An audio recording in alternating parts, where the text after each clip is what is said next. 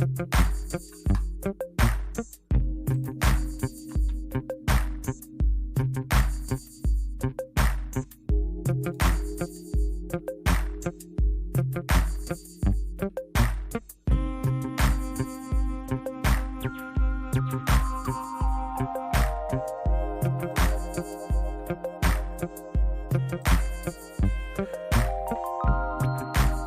going on, geeks? How y'all doing tonight? What's up? What's up? We are Grown A Geeks. This is Weigh In Wednesday. You are awesome for being here. What's going on, people? We got a pretty good show planned tonight. It is Weigh In Wednesday. Got some stuff to talk about. As it is first Wednesday, we discussed we will be doing our Why Did I Watch That episode, where we do our bad movie review. I will have Jeff will be on joining me here in a little bit. Unfortunately, Denisha is not going to be able to be on, but she will be with us in spirit. She will probably jump in and be in the comments as well. But yeah, it's first Wednesday, and so we are going to be discussing a couple of things. In addition to the Why Did I Watch That, we are going to use one of the topics from our Topic Tuesday post. And with Topic Tuesday, oh, here he is. What's up, Jeff? With our Topic Tuesday post, somebody had requested that we discuss E3 and the lack of involvement from Sony, Microsoft, and Nintendo at E3. That one seems pretty simple, though. I don't think there's a lot of confusion on that. The pandemic kind of set the stage for how things are going to be done now, and there's no need to do a big reveal because they can reach to the public directly. They can talk right. I mean, it was already on that way, and then I think the pandemic sped up the timeline. Yeah, but everything was headed the a la carte route anyway. Right. I mean, there's no need to go through the process of, spending all the additional money and funds to have these special showings and things like that, because we can just give you the content directly, have our own in-house expo, be in control of the space, be in control of what they do. I mean, because I don't know, like, I've worked like conventions through like the fashion side of things, and it's it's a very stressful thing to be a part of a convention, like on the creative side, because one, you're dealing with your company who wants it to look amazing, but probably doesn't want to pay what it takes to look amazing. Maybe the video game companies probably don't have that problem because the people at the top kind of understand what it costs to make stuff look good, even though I'm sure they do their own form of cost cutting. But the video game booths at all the conventions always look fire because they always understood the like schlocky, like fashion stuff. It was like, oof, you never know what you're going to get from their so, and then you got to deal with like, I mean, shout out, I'm definitely like pro union, but sometimes it's just like, fam, can you just move this 5 feet from me? I'm on my break. All right, man. I got you. I got you. I think honestly, like I said, it was definitely headed that direction anyway. But when we got in the middle of the pandemic and we started, the first time E3 was canceled, and that was like a, jaw dropper there. But of course, where everybody was still in quarantine, we were locked down all over the place, that sort of thing.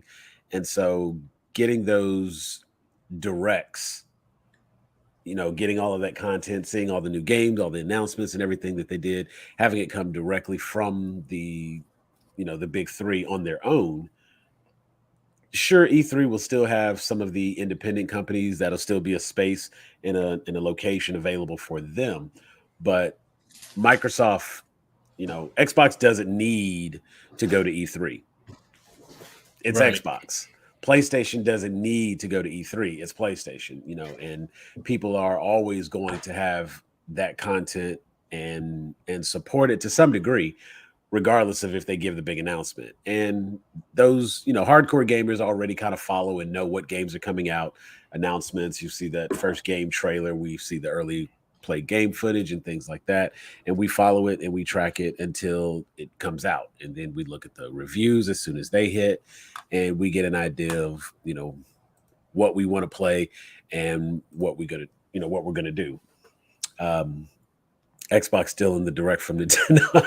Yeah, I mean Nintendo's been doing their direct announcements. That's nothing new. They've always, they'll have a presence at E3, but then Nintendo would already say, hey, we have this other special expo that we want to highlight some things. And because a lot of what Nintendo does is already in house, um, it makes it very easy for them to have a full showcase to spotlight those different things. And I remember it even kind of transitioned on to other things. One of the other topics that we're going to discuss tonight, the DC slate, which is, I think it was a few years ago they had the DC Direct, and it was big announcement, and they were talking about all the movies, and yeah, that was then.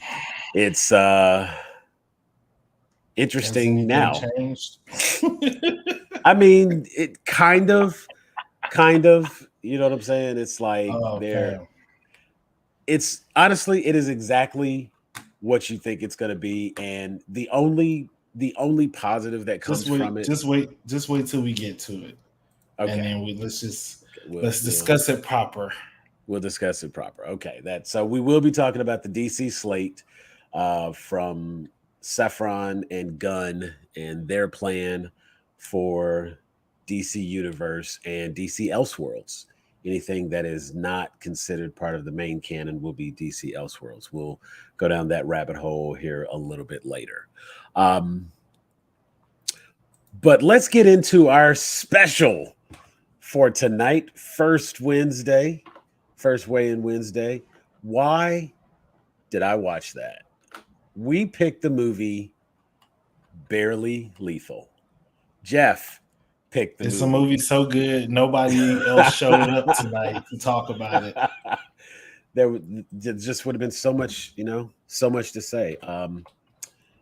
It was a 2015 film, Barely Lethal. Um, yeah, it's so let's go through it the way we normally would. We'll start with, of course, the where's the Rotten Tomato info? There it is. I was looking for it. I was like, I had the Rotten Tomatoes pulled up. Um, yeah. So this was a very, very interesting film. I would say not the worst movie I've seen. Definitely not. Definitely, We definitely just not the worst. talked about Birdemic. Right. We So could we it's could definitely not the worst movie you've ever yeah. seen. Yeah, I mean, I didn't have to run and grab a coat hanger for this. Um but it was very, very predictable. Um it was by the numbers, man. It was exactly what you thought it was going to be. Nothing just super. It was a movie. It got a 26 on the tomato meter and only a 36 audience score. Um, To me, that's harsh.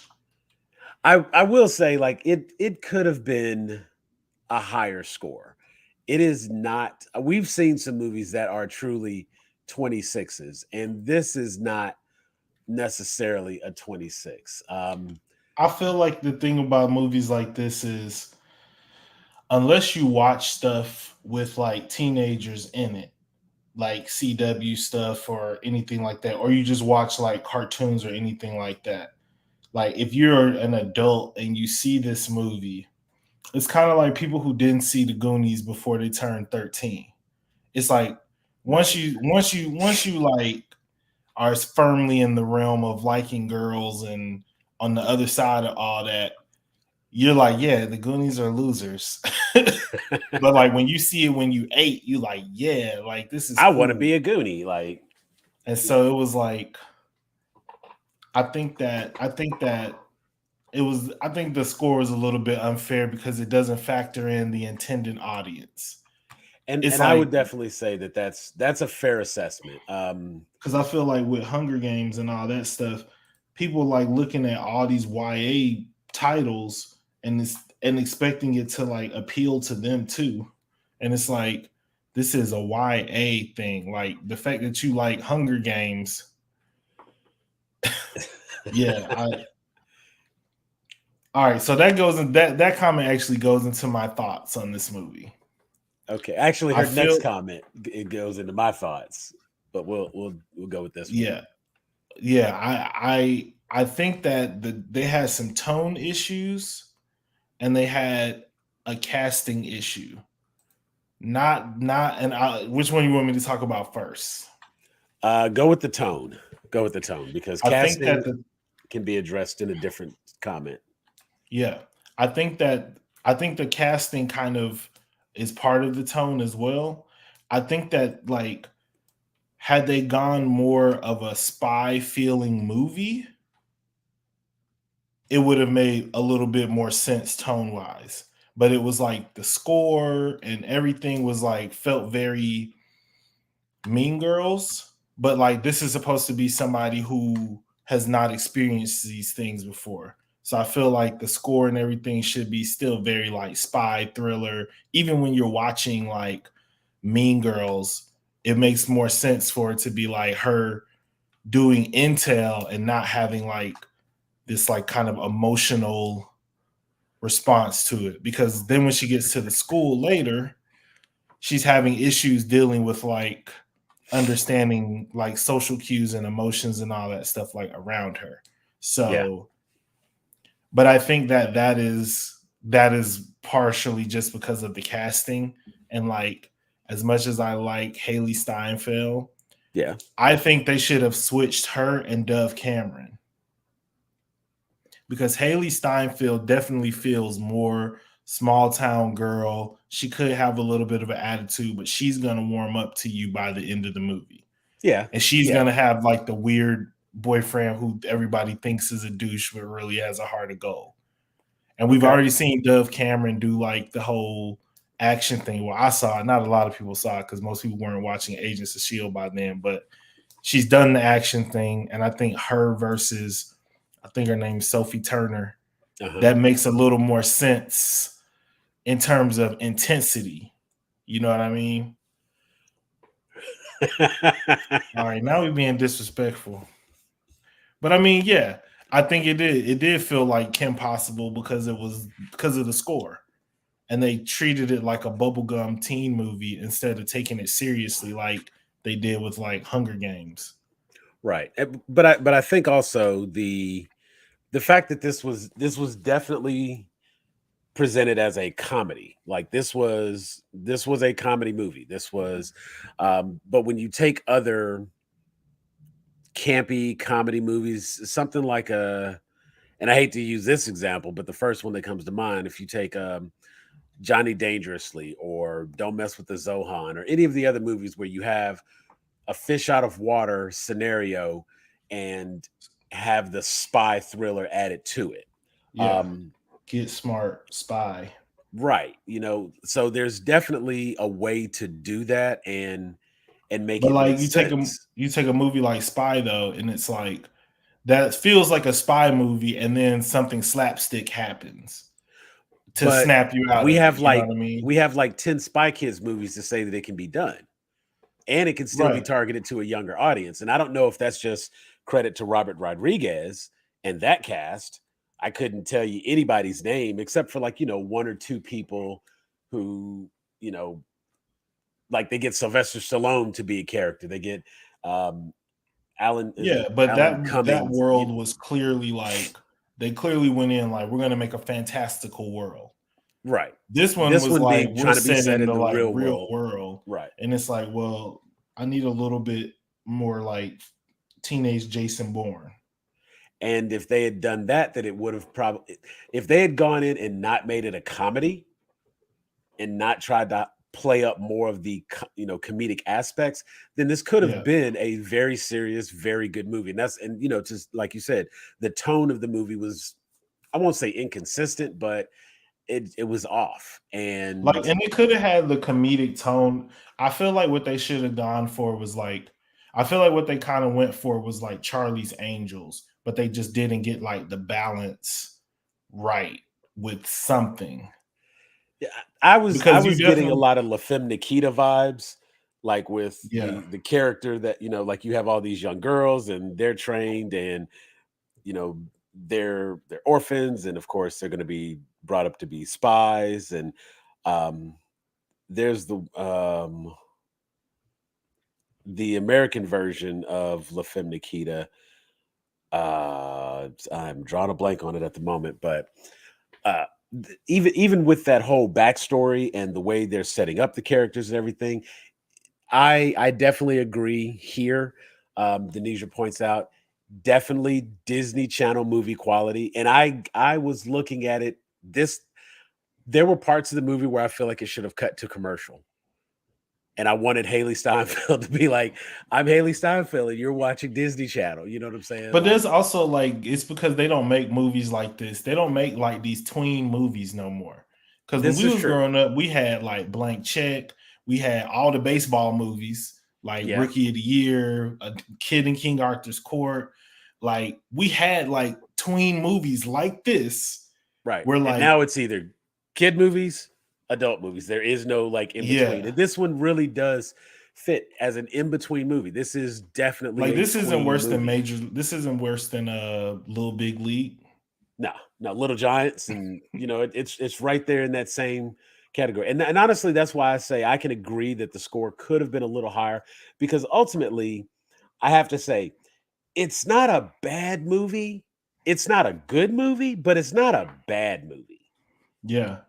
You could take this back and put it back in the oven and bake it for a little bit and put it out in like 4 more years with the next group Yeah. of it girls, and nobody would bat an eye. No, no. And honestly, even the casting choices in this, Jessica Alba, just young enough still, like just looks young enough to be believable for the role that she played. Yeah, Um, but just and not a good actress. just yeah. I mean, but it Like I was like try, but everything in this was, you know what, the last time I saw her in something good was that the 2 seasons she did with Gabrielle Union, LA's Finest. uh-huh. That was actually a decent TV show, and that was just because of the way those characters were written. And I think Gabrielle Union really carried that show. But that was an interesting show. Yeah, you could definitely throw some blame to Twilight on this. Um, and it, like I said, I would have to make the comparison to something like Spy Kids, where because that's clearly a kid movie, everything is age appropriate and it fits. This one, because it's that coming of age story, Yeah, some of the it stuff was like, it's like this joke is crazy. which direction do we want to The go fight with this? scene at the dance when Yeah, she basically did the was that Fatal Attraction? I'm yeah, like, you're a teenager. right. Right. And I mean, it was just the other little parts of it. I like I can't really call them cameos because they had starring roles, but like Dan Fogler, Rob Hubel, Rachel Harris, and the like in one of the things that kind of threw me off, I was looking when there were just so many things that just, you have to just accept that it's the movie world and that's how it goes. But it's like, if she's this spy who's off the grid and whatnot, and doesn't have an identity, blah blah blah blah blah, and she's just like, okay, I'm gonna be Megan from Canada, and like, okay, show me her computer hacking skills where she makes an identity, because like she just shows up and says, hey, I'm an exchange student, this is my name. Like, I feel like there would have had to be more paperwork involved for that to be Nah, a she did thing. all of it. She applied through like a program and all that. No, the only thing we saw was where she was like watching the movies to research what it was like to be a teenager and finding a family and finding a school. And then it was just like, oh, here we go. student exchange, and boom, she jumps in that. Now, when she picked out the family, I did think it was kind of funny. They had um, uh, Topher Grace from that '70s show was the dad, and he had like this horrible mustache in the image. But then you get there, and she's like, "Nope, there's no husband. There's no, it's you know what I'm saying, just like kind of rides, just moves around it, and she has those awkward moments where she's like meeting, and she goes to shake, and it's a hug, shake, and she's like, wait, what do we do? And Yeah. it's like Canada is not so far separated that there would be any cultural differences that she wouldn't understand. So if they really But I wanted to think try she's to just like I think she's just more of like she's socially awkward. right, and they definitely wanted to show that part of it. Oh no, we definitely gonna talk about Jessica Alba on this. So he talking about don't talk about my girl. No, she gonna get it in a minute. I haven't got to her. Like she clearly did all her scenes in a day. Uh, like she came in, did her little bit, and was gone. And Sam Jackson probably did his scenes in 2 days. Um, but you know what? I kind of feel like if you make a movie and you ask Sam Jackson to be in it and he turns it down, you should probably not make that movie because Absolutely. I really feel like he don't really turn anything down, and he gives the same intensity and the same energy and focus to everything he comes in to do. So it's like if he shows up, he's gonna be he's gonna be there, and he's gonna be And it's Sam like he Jackson. was, and I think he was good. And I think that's Yeah, part of the reason why, like, you could have gone with that Charlie's Angels feel because he's got the comedic chops, but he's got the serious tone as well that yeah, goes back to it. But it's just kind of like it was yeah, it was a little too Never Been Kissed. It was a little too Mean Girls. It yeah. was And not enough like I, Charlie's Angels. I did like that they incorporated all of her training and showed that she was in fact number one. But it's like if these girls are being hired, being trained to be like assassins and whatnot, and it's like, so you an assassin that ain't never killed nobody? How are you number one? Like, and I get the conversation that she was having and the way they were presenting that conversation. It was, the double entendre and whatnot. That was definitely a Mike Myers moment where it's like, you're making it sound like you're saying things that are naughty, but Yeah. it's really not. So it was like, okay, that's cute and that's funny and that's honestly, I think if we're saying this has Disney original movie vibes, that's probably inaccurate. This has more like Nickelodeon vibes. You know what I'm saying? Because Disney would have kept it a little too PG, and stuff like Yeah. that wouldn't have been in there. We would have had some of the actual funny Innuendo. moments. Right, like the innuendo, some of the funny moments wouldn't have been there as a result. Um the okay, is that the hill you want to die on, Mark? I'm just saying, Honey was dope. not the hill you want to die on. Look, I saw Honey in theaters. I laughed, but I ain't never felt the need to watch Honey ever again. I mean, if I'm gonna give Jessica Alba a positive comment, I'm gonna go with like Sin City. Oh yeah, for sure. I'm gonna find something where it's like she had no choice but to be good in it because it was a good movie. Honey is probably not the one. That's not gonna be my go-to. Maybe Into the Blue, maybe. I think Honey's like the only Honey in Sin City, the only thing I ever seen her in. Well, I mean, again, like Jessica Alba, she's a very pretty girl. She's Oh very. no, I seen her in Good Luck Chuck. You know what? You are right. I am not a dancer. But that doesn't mean I can't appreciate dance movies. Because let me tell you, one of my favorite comedies is Dance Flick. So I know about the dance. I know about the dances, and so But and actually, I had seen all of the movies that Dance Flick parodies. So it's I've seen all of those movies, and yeah, okay, Honey's all in all, it's a good movie ish. It's an enjoyable little popcorn flick. Right. I mean, and the dancing is what saves the movie. It's not her acting. I mean, It's it's the same as You Got Served. Like right. the acting's not great, but that's the greatest in theater movie experience I've ever had in my life. Just because it was the right theater, it was the right crowd, it was opening night, And everybody was and hyping up the it was dance. lit. You know what I'm saying? Like, Literally, they was in there smoking. and I mean, This even the little kid came ones. out like, "This is the greatest movie I've ever seen in my life." I mean, you go to like how many what was it? You Got Served had like what, 5 or 6 movies?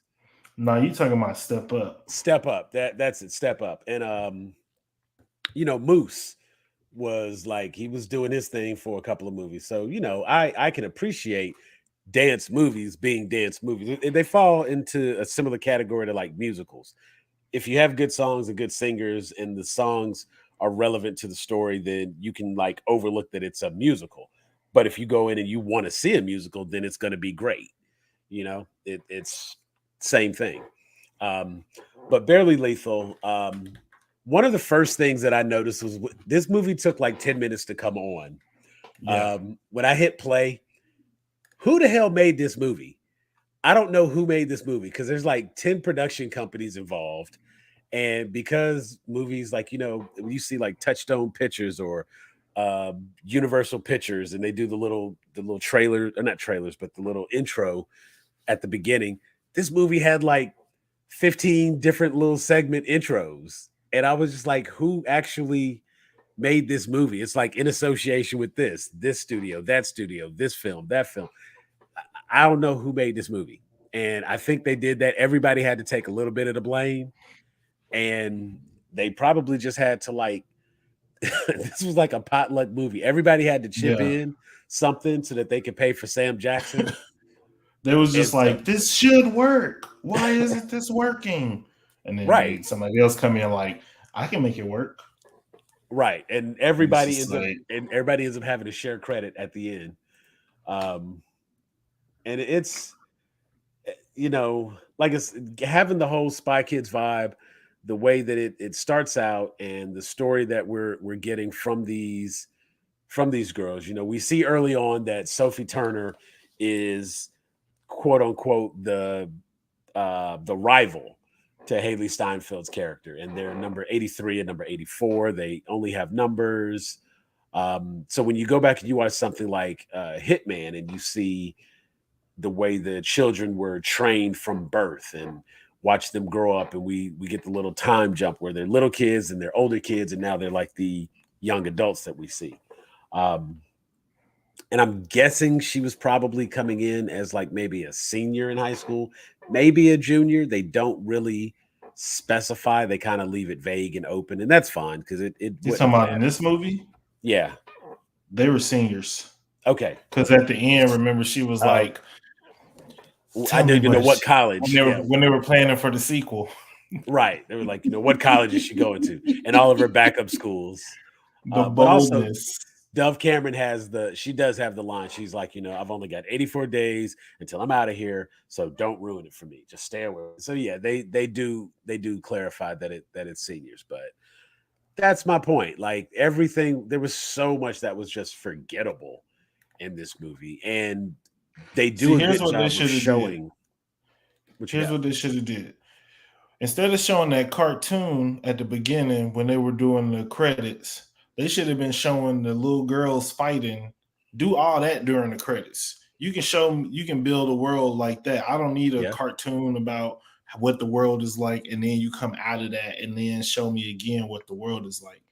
Just have that be like first mission, cold open, or whatever, or showing them like growing up fighting. Do what they did in Wonder Woman when she was like in the race, Yeah. and just show them as some little kids. They doing something. They beating each other up. Yada yada yada.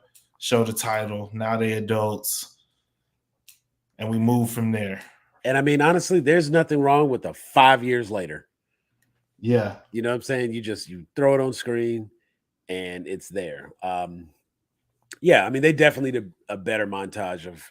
I would absolutely agree with that, Denisha. Like they needed a better montage of her turning into this spy. And like I said, like you can see the rivalry and you see like the training, but even the training still looks kiddish and cartoony, and there's no stakes. I don't believe these are good spies. You know what I'm saying? Like at some point, he talks about, we're not in the rescue business, but you ain't like took nobody out. The whole movie, nobody died. So like, what? Even when they come to at the end, y'all darting everybody. So like, it was barely lethal. Nobody got hurt. I think it was a couple of punches and kicks, but that was about it. Despite like she's like fully armed, you know what I'm saying? She's got like tasers and stun grenades and pistols, and everybody's got guns pointed at each other, and like nobody gets shot. Nobody.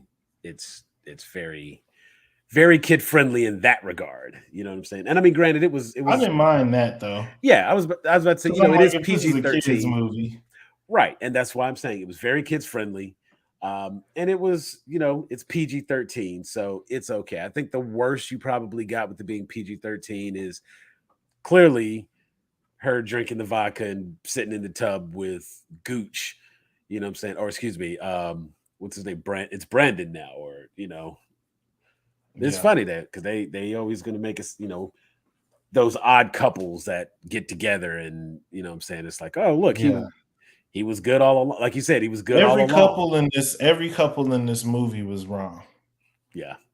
I Yeah. think. Well, I think they casted that dude right, but Was it he should Cash? just be the jerk. I'm not trying to see the reformed jerk.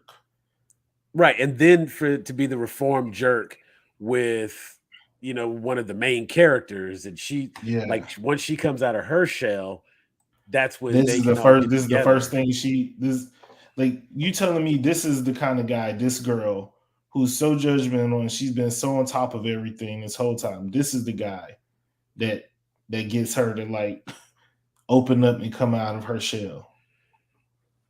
And But I'm I think just it was, like, you know, and again, I think that was one of those moments where they were trying to present something more like, don't judge a book by its cover, and trying to teach a life lesson with that. And it's just it missed the mark. This isn't the movie for we don't that. need that life lesson. Right. This is not the movie for that. And it just I don't know. Like some of the people that were involved, you just wanted more from it. And The weird like teacher who was obsessed with the sing. Okay, let's talk about the singer dude, yeah. because that was like my other issue in terms of tone. What year is it? Like, who has a rock band?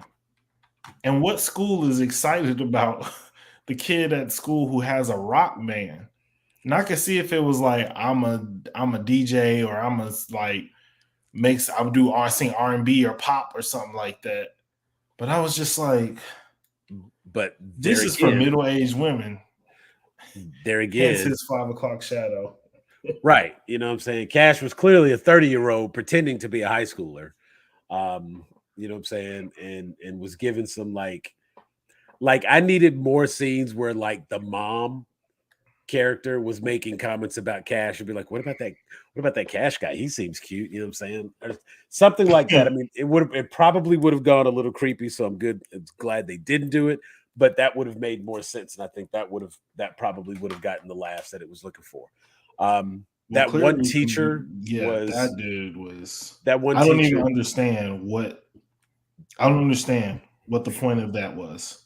that was one of those things where like clearly he was wanting to, relive some like he was probably not cool in high school, and so he was trying to latch on to someone who was. No, I understand the like And character development. I don't understand why you wrote that character into this movie. right. You just It's like, why do we like? We not it having was no interactions for real with teachers. This movie is not about that. it was fine when he was just like when it was in the class, but to carry it over into the dance and just keep trying to use that gag and keep trying to make that funny was unnecessary. Bernard, that was it, not Brandon. Bernard. So since he's no longer going by Gooch, now he's a real person. And again, like what was the point of that growth? What did we get out of that? Yeah, because again, that character is not going to be who Dove Cameron's going to end up with. Dove Cameron probably would have ended up with the the one guy that Haley Steinfeld's character ends up with. which is why Dove Cameron needed to be the spy. Right. Right. And saying Now honestly, even Haley Steinfeld would end up with a goofy dude like Bernard. right. And she probably could have been the one to turn Gooch around. That would all fit together. That would make sense. And Yeah. and I don't know. I don't want to be that guy, but like if you take Dove Cameron's blonde against Sophie Turner's redhead, that probably plays up a little better anyway, just for that, that dynamic of those two. Mm, And mm, mm. and Haley Steinfeld being the one who, like, she is already familiar. And if we see her, you take the same character she played in Bumblebee, where she is kind of already standoffish and that Yeah. weird girl who, like, she would be the one who would have a foreign exchange student come to her home My and try to be my friends. my assessment of Haley Steinfeld, because I'm actually a really big fan of hers, as I said on the show before. But my assessment of her acting is that she is an emotional geyser that can burst in any moment. And that is the reason why I feel like sometimes it was like, I don't get like Cold Spy and you're trying to break out of it. Like you seem like you were always like super this emotional. So you're telling me you were good at all the like just like the mechanics of everything, but you were still just this happy go lucky Yeah. curious wanting to make friends type girl. That part of it, as opposed to just being like a she didn't have it but she would see it and she was curious about it and studied it, would have made a little bit more sense to me plot wise. But then that makes more sense in terms of like a Dove Cameron character who can play the like cold, robotic, like aloof, like Yeah. cutting type character. Whereas like with Haley Steinfeld's like what you're feeling is written all over your face in every single scene, which is part of why I like you for an actor, but part of why It you weren't didn't the work right for person for this. this particular role. And I will say, like, in contrast to that, and this is a weird one. I thought Sophie Turner was great in her role as the Yeah, same. villain spy. I thought she was great because like she seemed jaded and pissed off the entire time. Yeah, You could see that she didn't like being second fiddle, and she realized that her showing up at the at this high school party and being around all these other people, like, for her it was still just a mission. So yeah. she was doing what she's supposed to do, blending in, undercover, and that sort of thing. Whereas because Haley Steinfeld is, her character Megan is trying to actually live this life, she's not she's not doing as good a job of blending. And of course, it's like, for her, it's like none of this is going the way it's supposed to. Like, I've studied this stuff. No, you watched a couple of movies. You didn't study this. It's not the same thing. And it's like, if somebody right now was trying to say like, "Oh, well, I've watched Gossip Girl and I watched Riverdale. I know how to be a high school student." Stop, because them ain't real high school students. First of all, well, because that's the crazy part. It's like, okay, you did all this studying. What was up with that goofy ass outfit you wore on the first day? What movie was that from? Because Clueless. every movie got somebody clueless. Clueless. Like, Oh, when was I was she? looking at that, her combination choices were horrible, but the idea was that, because it showed, like, she was, when they went through all the different movies that was there, right, according to my research, that's it, right, according to my research, but that would have been based on something like Clueless. And when you look at, like, the outfits that they wore in Clueless and the way people dressed in that's where she would have gotten that, not realizing that, like, regular people don't dress that way. But even if she had actually successfully dressed like one of the girls in Clueless, she would have looked good. She looked Yeah, crazy. absolutely. Like, them colors didn't match her And so that's the thing with like designs. the spy thing. It's like you should know how to put an outfit together because you blend in places. So why you get to high school and like you don't just go online and go on whatever and be like, what are high school kids wearing? Go to the mall. American That's Eagle, that's Mean Girls go 101. shopping. Right. American Eagle, go shopping. Boom. And even doing like, we got the little shopping montage later when they were picking out their homecoming Prom outfits, dresses. but Oh yeah. that would have been like once she decided she was going to go in, and at some point she had to collect some clothes in order to have bags packed to go to this house. They should have done a shopping trip with her then where she was like getting all of the regular teenage girl clothes.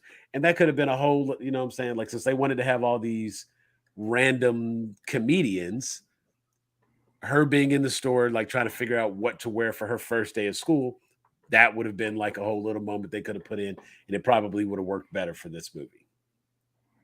Yeah.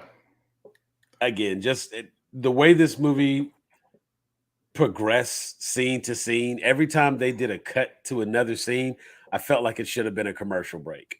I wanted to like pause it and walk away for a minute and come back.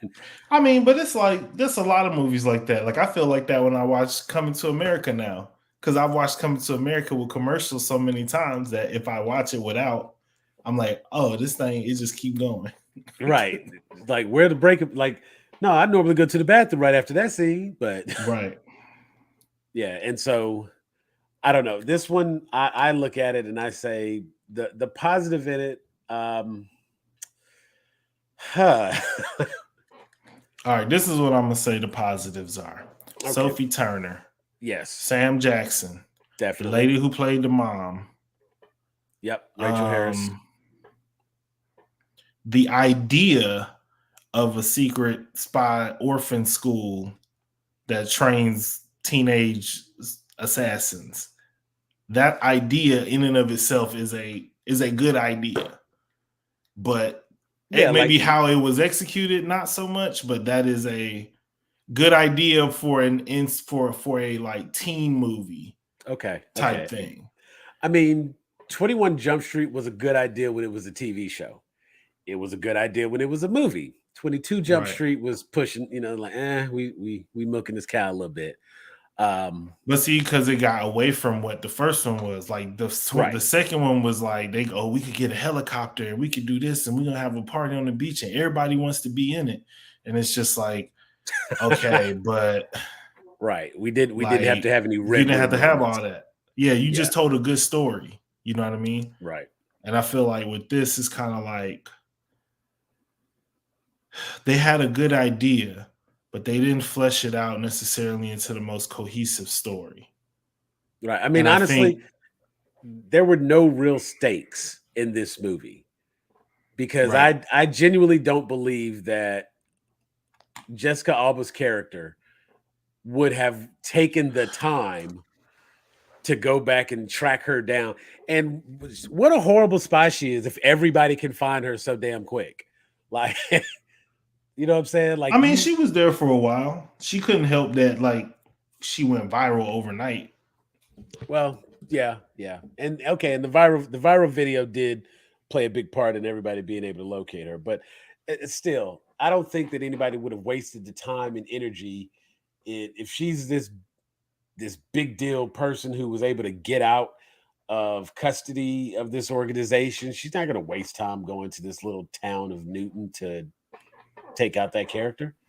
What's she gonna do? Who? Jessica Alba's character, like, no, that's not what's gonna. And even with her sending Sophie No, she Turner's went. character, No, she went to get her because she's the one who captured her. no, I get So that, that was the but revenge. That's why she went there in the first place. she wouldn't have done that. That it Yes, she wasn't would even have. This is the same lady who was like, "Oh, if you wanted to fight, you should have just said so." right. And that was actually not a bad fight scene. And Not a that bad fight scene. None. yeah, The fight scene's positive.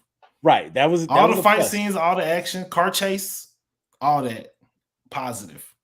That those were positive aspects to this. But I would still say that right. Okay. See, maybe that's the feeling that I'm getting right there. Let me bring that up there. nothing menacing about Jessica Alba. And I guess that's my thought. Like she was basically an arms dealer or something. And even at the, when we first see her when she gets captured, she's got the three people there on the ground, takes the bag off the head. She's like, "How do you like having a gun in your face?" And da da da, and like the worst smack talk ever. You know what I'm saying? And again, because it's PG-13, I don't think that scene played out the way it should have played out for us to have any kind of concern for her. And then when she gets to the third person, it turns out to be, Megan. She takes the cover off her head. She immediately like, oh, let me roll this way, roll that way. Boom! I got the little cufflink thing on her arm, and here comes the helicopter, and we're gonna get away. And we're just hanging, and it's like you're just literally hanging from this line there. And I have actually seen where they do those um extractions and whatnot. They have a little balloon goes up and the plane flies by and takes them right. I've seen that in other movies, so it's like, okay, that's a thing they do apparently. And it's how you capture, not kill. But again, these are spies. These are supposed to be like, the greatest assassins, and we rescuing people. So they get her, they capture her for whatever reason. She's not talking. We don't even know what Sam Jackson wants as far as the interrogation. But if she managed to infiltrate, and she obviously recruited Sophie Turner, got her to turn, and once she did that, she would have been out. Like she set herself up to be captured again by chasing after this girl. And I don't Yeah, think but she would like have done that. She would have that's a just spy said, movie thing too. The spy movie thing too is like you tried to kill me. You were the only man to capture me. if it was the only person to ever see my face, Now I that must take your revenge, my revenge, Mr. Bond. nah, I can't even. Yeah, she wasn't.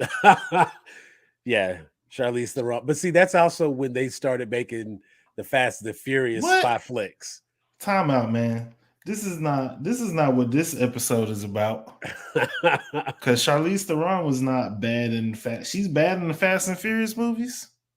She just doesn't fit because you're not going to take street racers and turn them into spies. Yes, you are. And nah, If you need them to drive somewhere.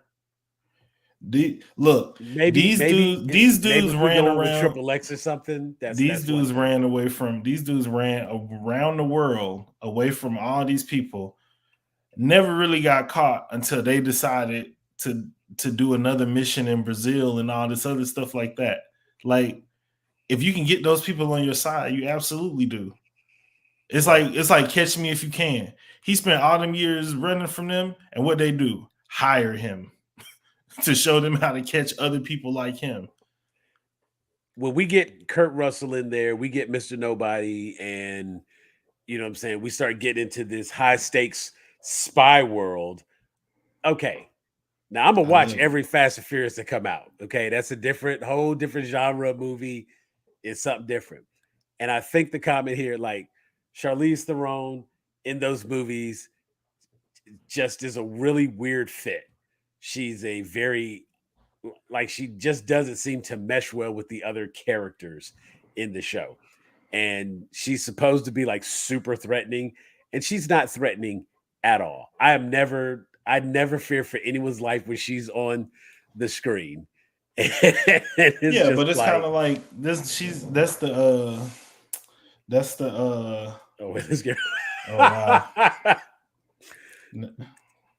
But That's the what's his name? Lex Luthor. right. Mark Zucker Luthor.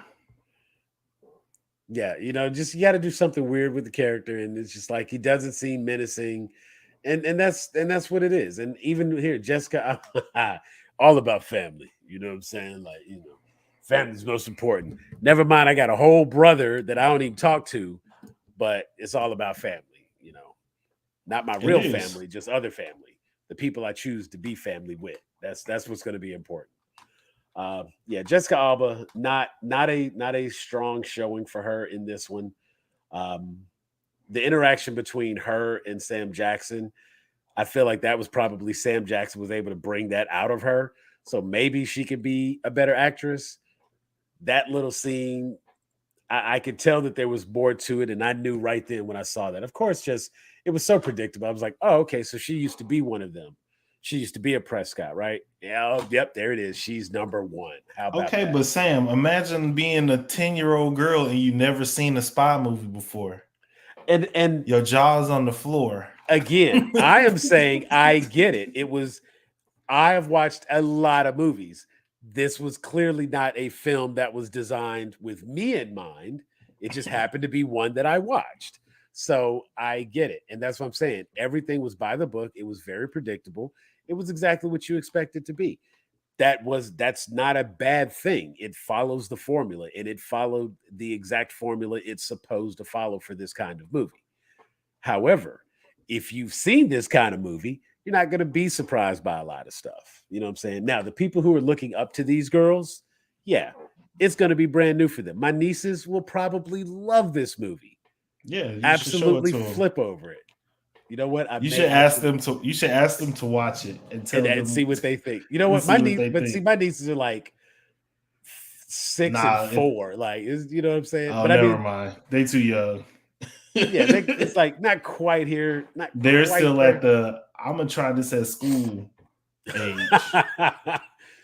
You know what I'm saying? Like, yeah, I will. I will. Let's see. Who do I know? I don't know. We'll have to figure out some way to get like a 10-year-old girl's opinion of this movie and see what she thinks. If she's like, it's great, then hey, confirmed. You know what I'm saying? Mission accomplished. And we can give it another. We can give it another tick up on the audience score. Maybe we can get it up to 40.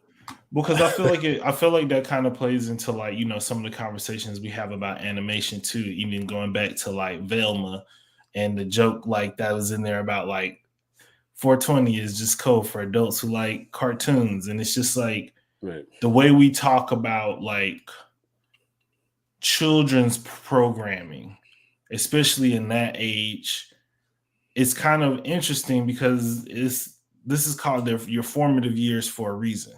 Right. You know what I mean? And the things that I was watching at that time helped me like understand a lot about how to or at least like influence how I try to like navigate life. And I feel like people just look at these tween movies and they're like, ugh, this is Right. so stupid. It's like, yeah, but like, no, like you're gonna sit your 13-year-old down and just be like, all right, time to watch Schindler's List because you need to know about all the greatest movies in the world. It's like, come on, man, have Yeah. some fun, loosen up. Yeah. I mean, I will say, like when I think back to my Saturday morning cartoon lineup and whatnot, you know what I'm saying? I watching GI Joe, watching Transformers, He Man, and stuff like that. Like nobody died. You know what I'm saying? Yeah, That's like that was one of the things I yeah. really remember was like nobody died, and it wasn't until I got to let's see, like Transformers movie. well, yeah, Transformers movie that was a big one. But I'm thinking like And even that when was I the started playing, that shows you why people didn't die in movies. The reaction to that. right? And I mean, it's like I grew up on comic books and golden age of comics and whatnot. So obviously Superman, but it was like all my characters were always like the ultimate Safe. hero, right? Super safe, ultimate hero. Everybody is good, and you know what I'm saying. Like those were the only role models at the time. Like everybody was heroic. Even the bad guys had heroic tendencies. You know what I'm saying? Like the worst thing that like Cobra Commander, he wanted to take over the world. And by taking over the world, my man was trying to like have like a single monetary taxation or you know what I'm saying, stuff like that, but it wasn't freedom, you know what I'm saying? And so that was the big thing. Like it was just I don't know. Like I get where they're going with a movie like this, and it does have a specific audience. But it's one of those movie that wants to kind of be the crossover type movie where they want it to Yes. be a little bit more adult so they can get get those adult dollars, and they want to pretend like it's a smart comedy or you know what I'm saying, like by using those innuendos and double entendres and stuff like that, you know what I'm saying, so that they can present the jokes to the adults and let it fly over the heads of the kids who are too young to get it. You know what I'm saying? But the ones who are in between, he, they can giggle about it and it'll be something, funny for them. Like think about it like this. You have a lovely daughter who's an adult now, But you spent a lot of time with her growing up. I'm sure you guys watched a lot of movies together. Yeah. If your daughter came home and let's say y'all was gonna make it a blockbuster night. Right. If y'all went to Blockbuster and your daughter picked this movie and y'all like watched it together, Right. you would love this movie. You know what? If I was sitting down watching this movie with my daughter, I would automatically be able to view it in under through Different different lenses. circumstances. Yeah. And because of that, like that's why I've stated this is not a bad movie. It's not a good movie, but it's just not a good movie because it's not something I like. There are Right. parts of it that and honestly, if this, you know what, take this same movie, put them in college, make everybody 21 and up. You know what I'm saying? Make Now it we a got a hard party. action movie, and I'm The all in. sequel. You That's know why what we I'm need the saying? sequel. I'm Let's all start the in, petition right now. and that could be a dope ass movie. You know what I'm saying? And we Denisha, can. will you sign the petition for the sequel where they're in college? She might do the sequel. She, clearly because all Disney all Disney actors and actresses eventually grow up. So, you know Well, what? and that's like my whole thing. It has like sequel potential with just those three girls. Then it has sequel potential with like just the school itself. Like No, I don't need, you know what? I do not want a show called Prescott I do. where we watch Sam Jackson train, 8-year-olds in bomb suits. Like my girl came out looking like Hurt Locker. It would be like the older girls, and it would be more of like how we saw how in the beginning she was like, I was the first one to get graduated up.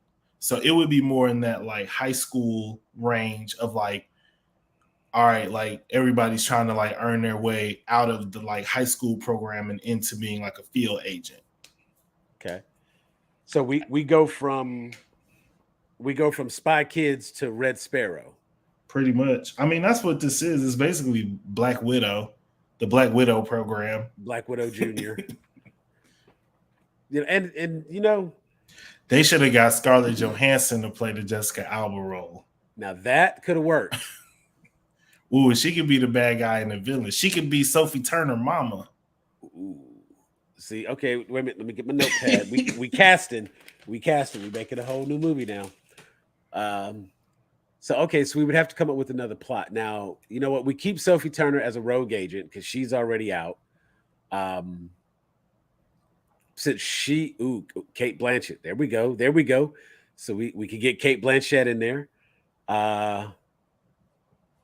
Actually, you know what? Kate Blanchett. See, I would put Kate Blanchett in the Prescott She's show. the headmaster. She's like she's like Sam J. She's she's the doctor. So she got to fix them up when they come back. She's Beverly Crusher to Sam Jackson's Picard. Okay. I could see that one. And actually, you know what? That would work if we put her in the sequel, though. Now, if we don't have her in the show, we put her in the sequel. You make Kate Blanchett your main villain. Let Scarlett Johansson be Sophie Turner's mom. She worked for another agency, and of course, like sent her daughter off to go to Prescott. But actually, the thing is, since they all have to be orphans, it can't really be her mom. But she's been off the books, so they faked her death. What? So No. Deep cover. Scarlett Johansson. The agency faked Scarlett Johansson's death, right? Because she was doing some like crazy off the books, deep cover thing for like the last 20 years. She's been embedded. Okay. And so that's why Sophie was sent to Prescott, because her mom was dead / couldn't raise her. I don't know. It's one of those things like if you're a spy, do you allow your kid to go to a spy school? I feel like you would be like, I don't want my kid to be in this life. And you know what I'm saying? I mean, how many movies have you seen where it's like, I'm out of that life. Me and my family. It's like there is no out.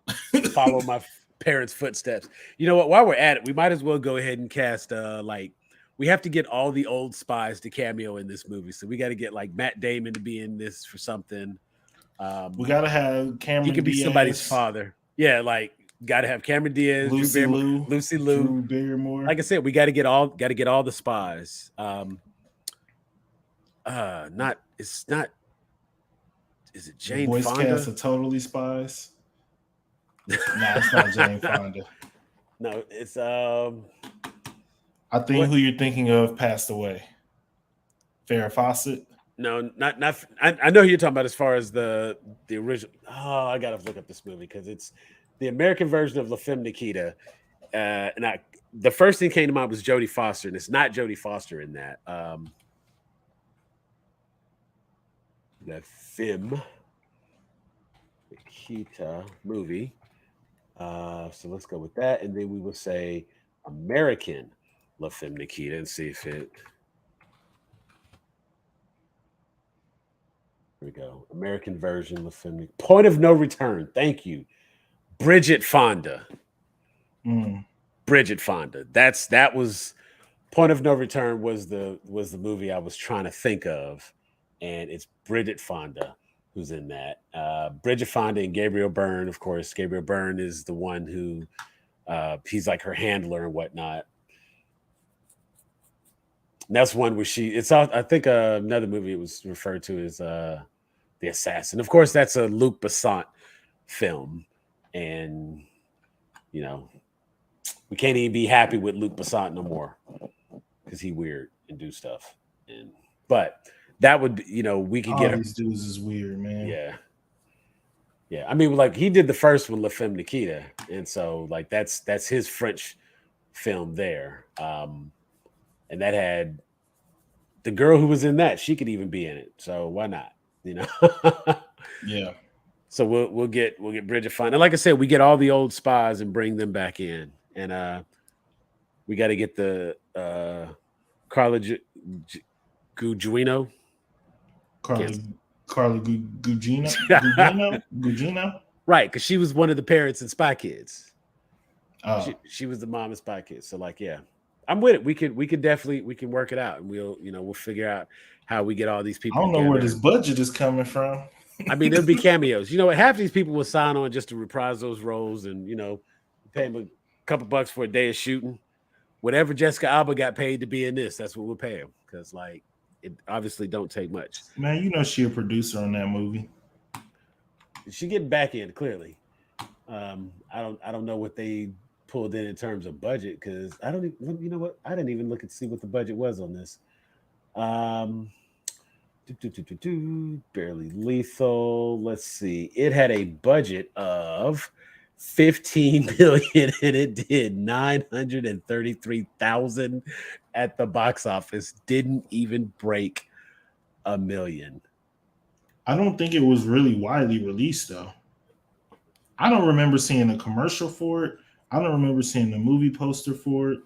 Like, I think this was one of those. I think it was one of those, like, it got caught by the pandemic too. Definitely got caught by the pandemic. Because it was like, my G, we're not going to the movies to see coming of age. Well, at the same time, was the last one. No. This movie was 2015. Oh. Yeah, this was 2015. Right. So this was just before everybody like really popped off. Right. I'm trying to think. I still never saw never saw any commercial, any information, nothing about any of this. So I did get a little bit of information that I was looking for that I couldn't quite put my finger on. So the production companies, Main Street Films, RKO Pictures, Rat Pack Entertainment, Hopscotch Pictures, 120 Decibel Films, Highland Film Group, and Window Seat Entertainment. All of those are the production company. Basically, everybody had their own production company, and they got listed. It was actually distributed by A24.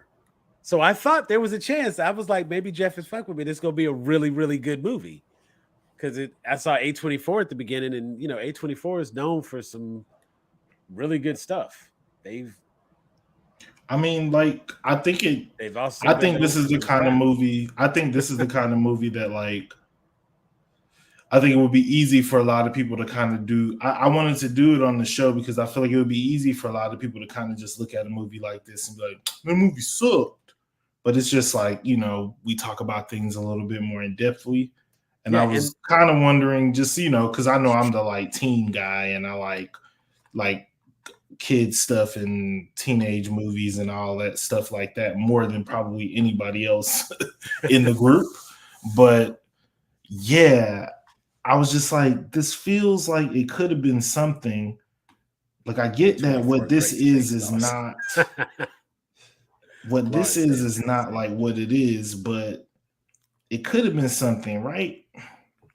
And I Yeah, just wanted to make sure I wasn't crazy in that. no, and you're not crazy. Like literally, it had the potential. It just missed the mark every time. You know what I'm Yeah. saying? Like a lot of the jokes could have been funnier. The writing could have been as smart as we wanted it to be. You know what I'm Yeah. saying? I think And it it's was a just case of pick a lane. You know what I yeah, mean? right, Like, if this is gonna be teen fighting, if this is gonna be like teen Lindsay Lohan style movie, then like we need to keep that energy the same way all the way through. right. Like, we can't get too sexy. Like, okay, I get it, Sophie Turner, but like we can't get too sexy. You know what I mean? Like, Yeah. reel No, it I mean in. like we would actually if it was going to be Disney pictures, it needed to be Disney pictures. If it was going to be something more, then it needed to be something more. And that's kind of where it misses the mark is that it can't really find the identity. Just like Megan, it doesn't know what it wants to do. You know what I'm saying? It goes down one Well, I path think because it's it like, thinks this is what it thinks this is a movie it's supposed to be, but it really wants to be this movie over here. yeah, and I think that's just like an issue, like a tone. Like, I think a lot of like just teen tween programming have just like a tonal issue where it's like it's either too young and too kiddie and doesn't respect the viewer enough, or it's kind of like you're introducing some topics on this show that like maybe a parent might not like want to have introduced to their child necessarily through a cartoon the first time.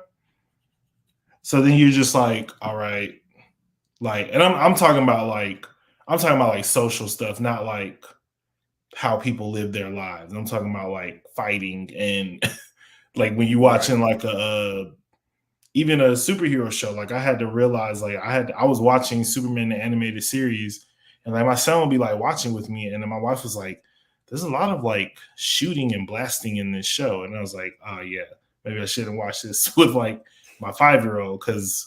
I don't necessarily want him to like. We will watch it one day, and we will watch that kind of Yeah, stuff one day. But right now, it's Teen Titans Go, and it's the absolutely. kitty dumbed down, Marvel superheroes when they got the big heads, or Spidey Yeah. and his amazing I friends, know exactly what you mean. When Team they got the Spidey. oversized feet and the oversized Hmm. hands. Yeah. And I mean, Yeah, and honestly, that is a thing. It does need to be age appropriate. And it you that was probably one of the issues.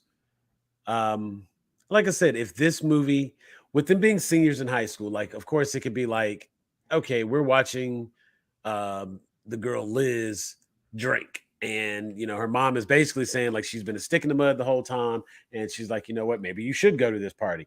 And of course, she falls asleep at the party. She will say falls asleep. I'm sure she just passed out. Um, but Megan, who clearly doesn't drink very much, she goes out for waffles because she can't let um, 84 steal her man.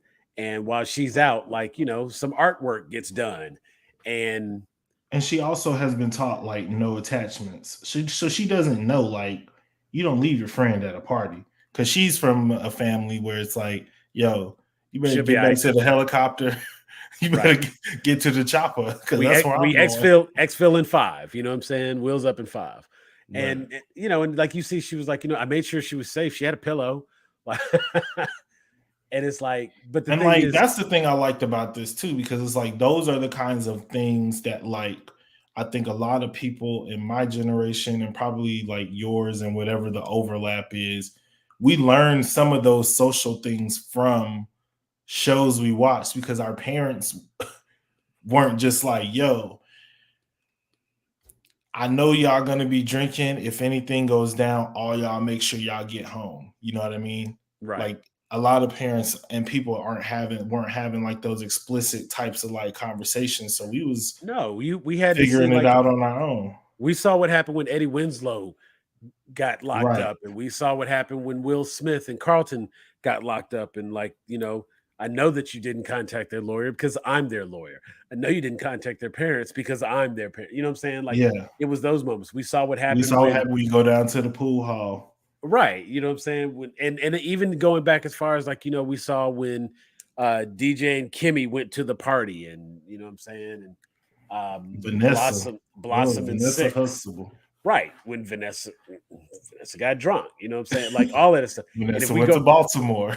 you know what I'm saying? Big fun. And even as far back as when Arnold had the bubble gum and the vodka, you know what I'm saying? So it's like you're right. A lot of this stuff would have been taught. You would have gotten a lot of those social cues from cinema, from media, so to speak. And so when you have a movie like this, you do have to be very mindful of who it's targeting and what you're showing them, because if you're showing high school seniors, but you're showing them like passed out drunk, maybe Right. not a good look. You know what I'm saying? So it's like, not that And it it's would have like been acceptable. there's room for that. You know, Euphoria, I'm sure does that very well. It's not a show that I watch, but I've obviously has won a lot of awards. People talk about it in very, very like glowing terms. Yeah, But it's like it did feel a little bit like I did not get the high school senior vibe also. They right. felt very much like ninth graders.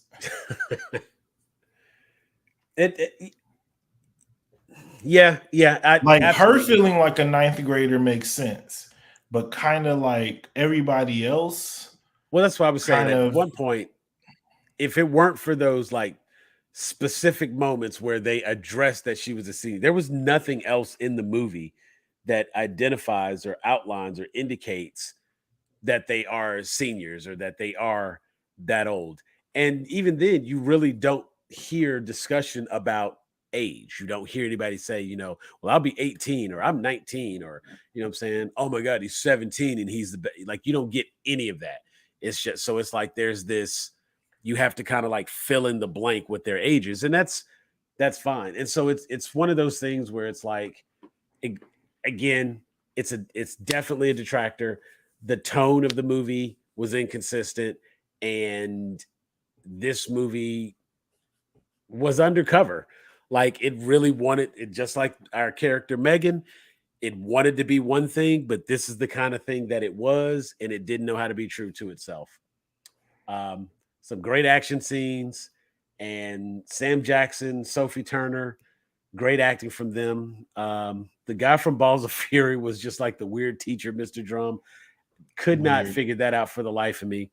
The awkward teen's dad was like funny as hell to me. Uh, just no reason for him to be In the movie. like, I mean, it made for some funny little conversations where he was talking to his son. He's like, "So, you lost your shit? Oh, yeah, okay, my man. All right. So, it's only fair that I tell you about my time." It's like, Dad, no, yeah, no, we won't. We won't. And again, it was just like, who are these people? Why are they there? The mom, Rachel Harris, is an interesting actress. Like, I remember her primarily from like the Wimpy Kid movies.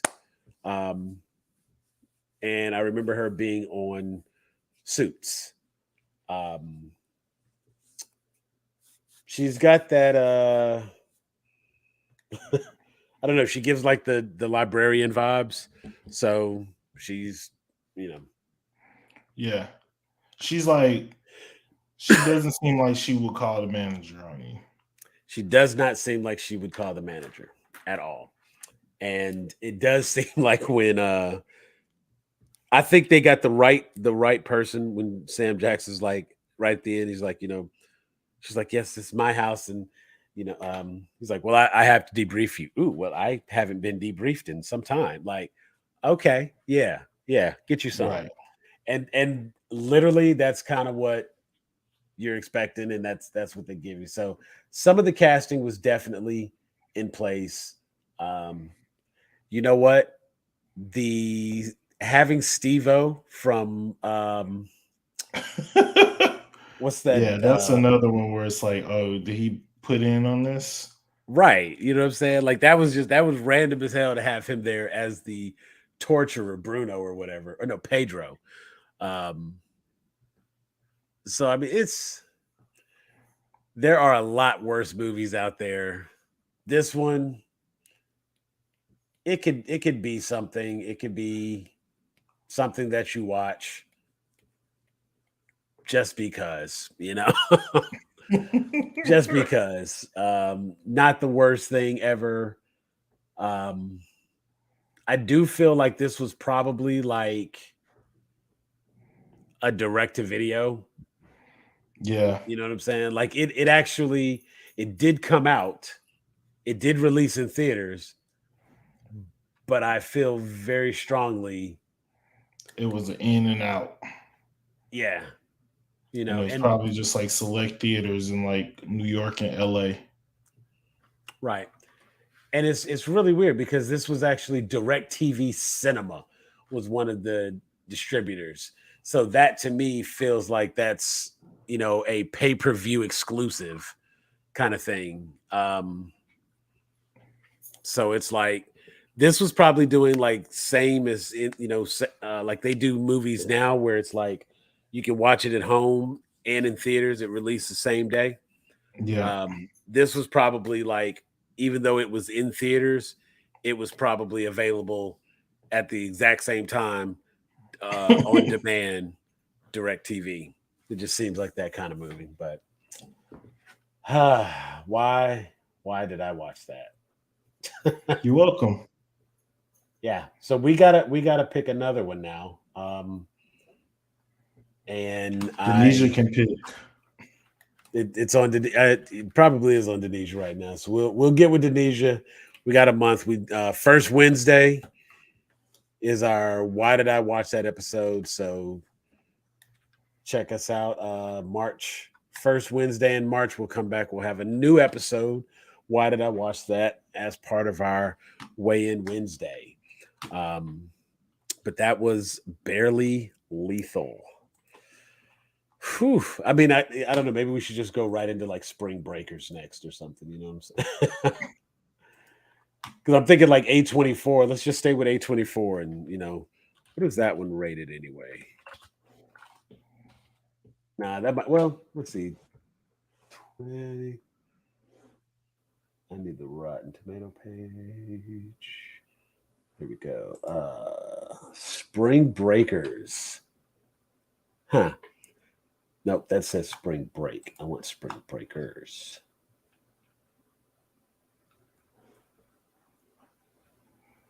There we go. Oh wow. No, this has a 67 tomato meter and a 38 audience score. That's you know what? We may have to skip that one because it's got a James Franco. We might not be DC Slate, what's up? Or do you DC want? slate. Yeah, we could definitely no, because I do have some genuine thoughts about the DC slate, and it's kind of funny because when I hear everybody like um a lot of the conversation and buzz that I've heard around the DC slate, a lot of people seem to be unhappy with the choices for the DC slate. And I have to say I'm a little shocked because I feel like this is a very solid formula, and it is for every single person who was like they should just do what Marvel does. This is them doing what Marvel does. this DC slate is a like very solid reboot, if you will. Um, some of the titles that they're going to bring out, of course, they're going to have Superman Legacy, which is going to be, it'll probably fit into that same time frame that we got from the Batman, where it's not the origin story. He will already be an established hero, but it'll just show like the learning to be both Kryptonian and human. Um, but I think when you take a story like that, this gives them an opportunity to, you know, relaunch their Superman character, make him a little, have him as young as they want him to be, so that they can begin setting up their 10-year plan with this character. Um, it'd be very easy. It'd be very easy to establish a lot of the future projects in this world if you start with Superman Legacy. Um, now, But what's wait. He didn't start off with that though. He was like talking about some other some TV shows and all this. Like if you because one Flash is still coming, Shazam. well Then he said Blue Shazam? Beetle. Shazam. Well, everything that was already on the DC slate Right. prior to is still there, and that's the thing. Like Shazam, Flash, Blue Beetle, all of that was already there. And with Okay. those things already being there, that's not the stuff that James Gunn is bringing in. The things that James Gunn announced, these are his projects. These new things are his projects coming in. And So so why do you think he's keeping Blue Beetle? because Blue Beetle will because Blue Beetle's character is already young, he's already a teen. That's a character that you can have around for a long time. Okay. You see what I'm saying? And so it's like, because when you think about some of the other characters, and since they're saying everything is going to be kind of interchangeable, they'll be able to cross back and forth between TV, movies, and you know what I'm saying? Like the things will be interchangeable. And they're even saying like it'll be the same across the games. Um, Now hold on, Mark. I'm gonna explain why it is like Marvel. Um, when you have creature commandos, creature commandos is your galaxy of the Guardians or Guardians of the Galaxy. You know what I'm saying? Where you take this random ass assortment of people and make them interesting and present it in a way.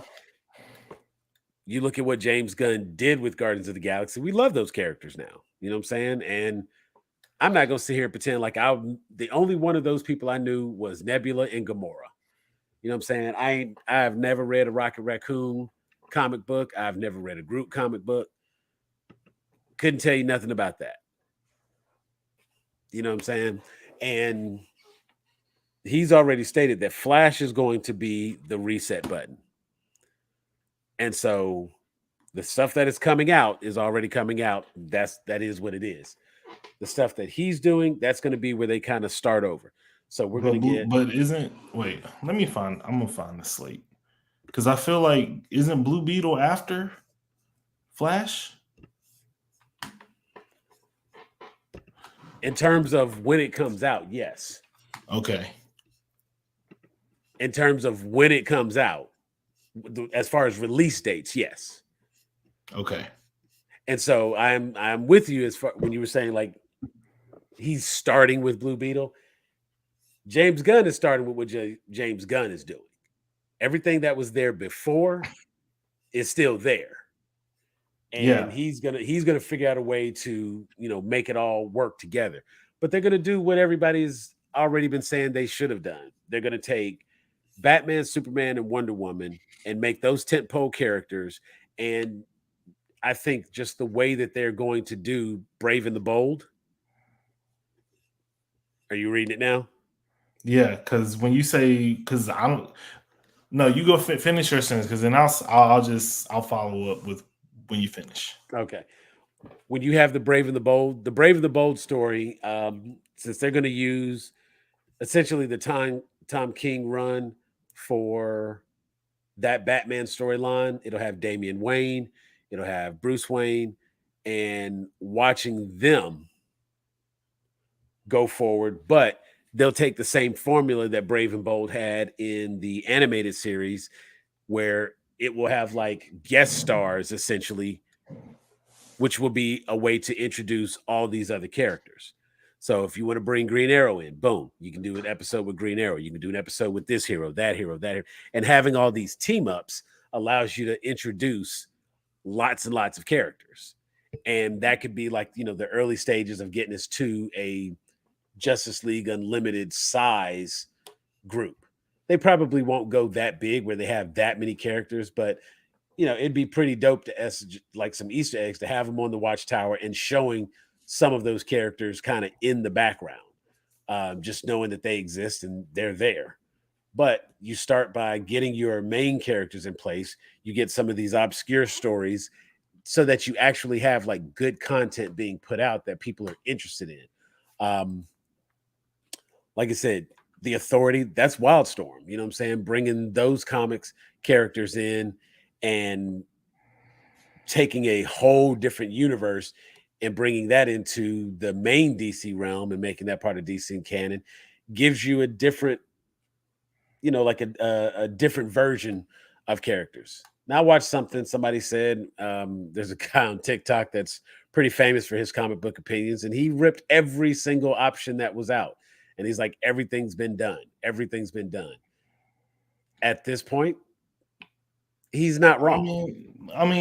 That's somebody who like doesn't want to be happy though, True. and so I can't like put a lot of stock into like that point of view. Like that's like even with like what we talked about with the last movie, it's like we did go through and name like positive things that we Right. saw in the movie, because you should be able to like do that when you're critiquing something. But I think from my point of view, I look at it like this. I completely understand and agree with what you're saying in terms of like James Gunn's ability to be able to tell interesting stories with lesser known characters. Like he's got that on lock for sure. But Guardians was like, wasn't that phase 2 or even 3? It was definitely it wasn't phase 1 of the MCU, I don't think. Right.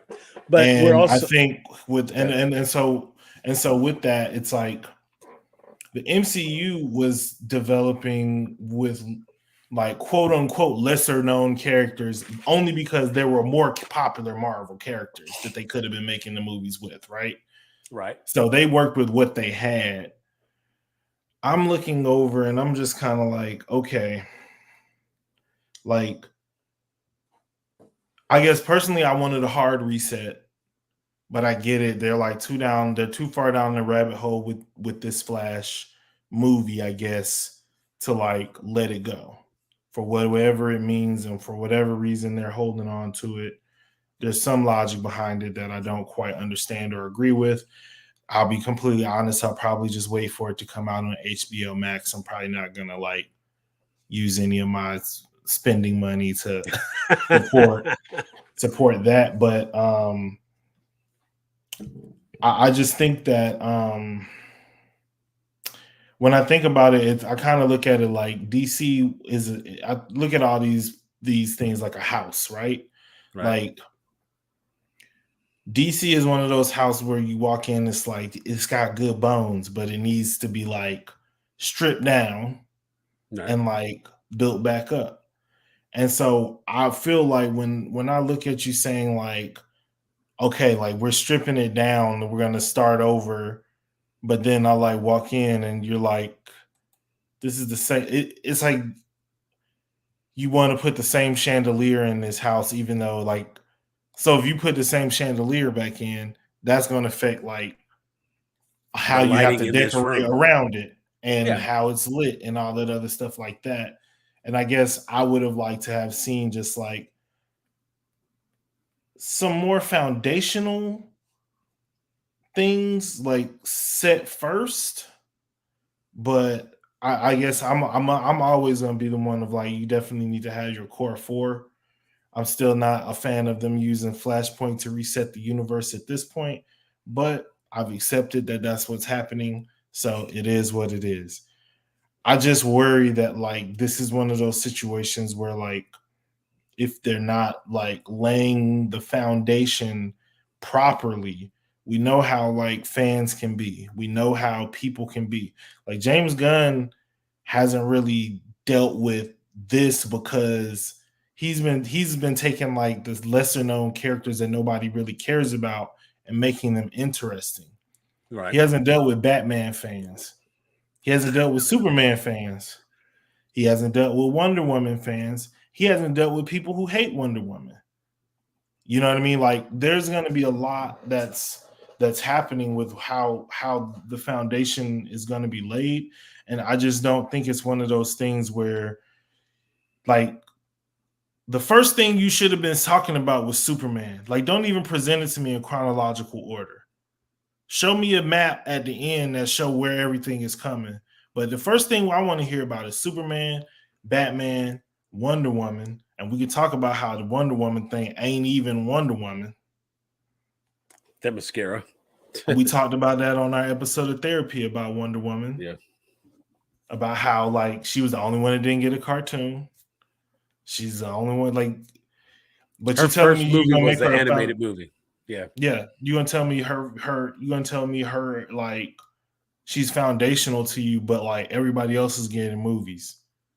Now I get it to a degree, like you might have some contractual stuff going on and you need to put this in as a filler to build that world until you can move on from Gal Gadot. Cool. But like that's all the more reason to just start all the way over again, in my opinion. Still Like a I'm tired. I think for me it's like I'm excited about the Superman movie. I'm excited about the Green Lantern television show. I'm excited about the Amanda Waller television show. I think it's weird that the Authority is the first Wildstorm imprint, but it is what it is. Um, I guess would it's you would you gods have and done monsters. would you have done Wildcats? Yeah, for sure. I'm with you. No, I'm with you. It's Absolutely. like it's like there's no other answer in my opinion, and they could fix it because the cartoon was like, oof, even down to like the theme song. Yeah. But Well, like, and not only that, but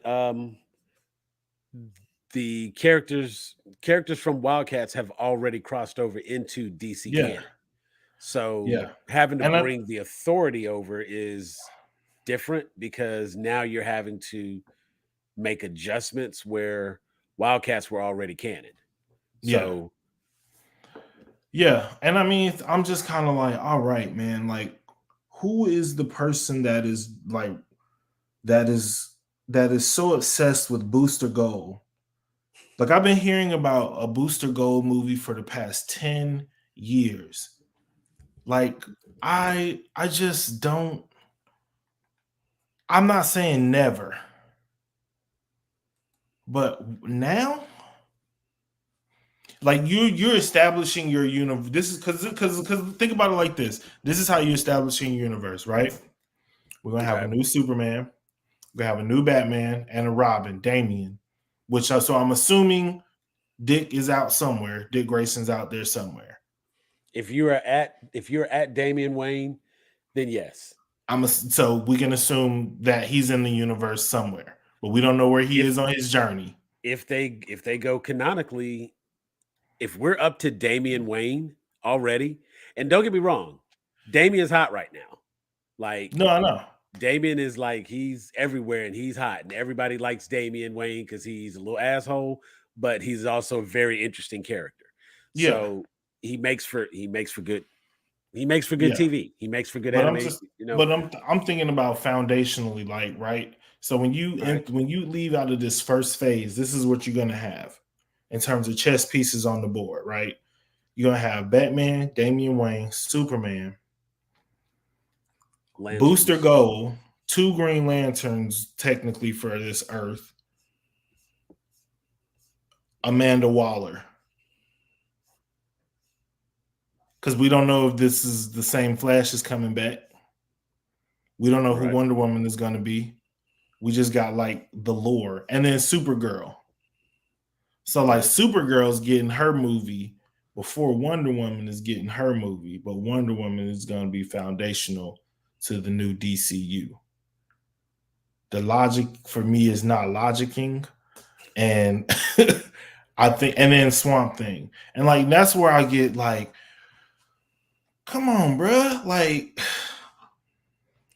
But But I see, feel like it's one of the things. But I think that's also just me because I don't care about horror stuff, so I don't want to true. see that. But here's where we get with so And can I just clarify one thing too? I did not hate the slate. I just was a little confused by some of the choices. underwhelmed by it. Yeah. I, No, I like and I had, get had, that.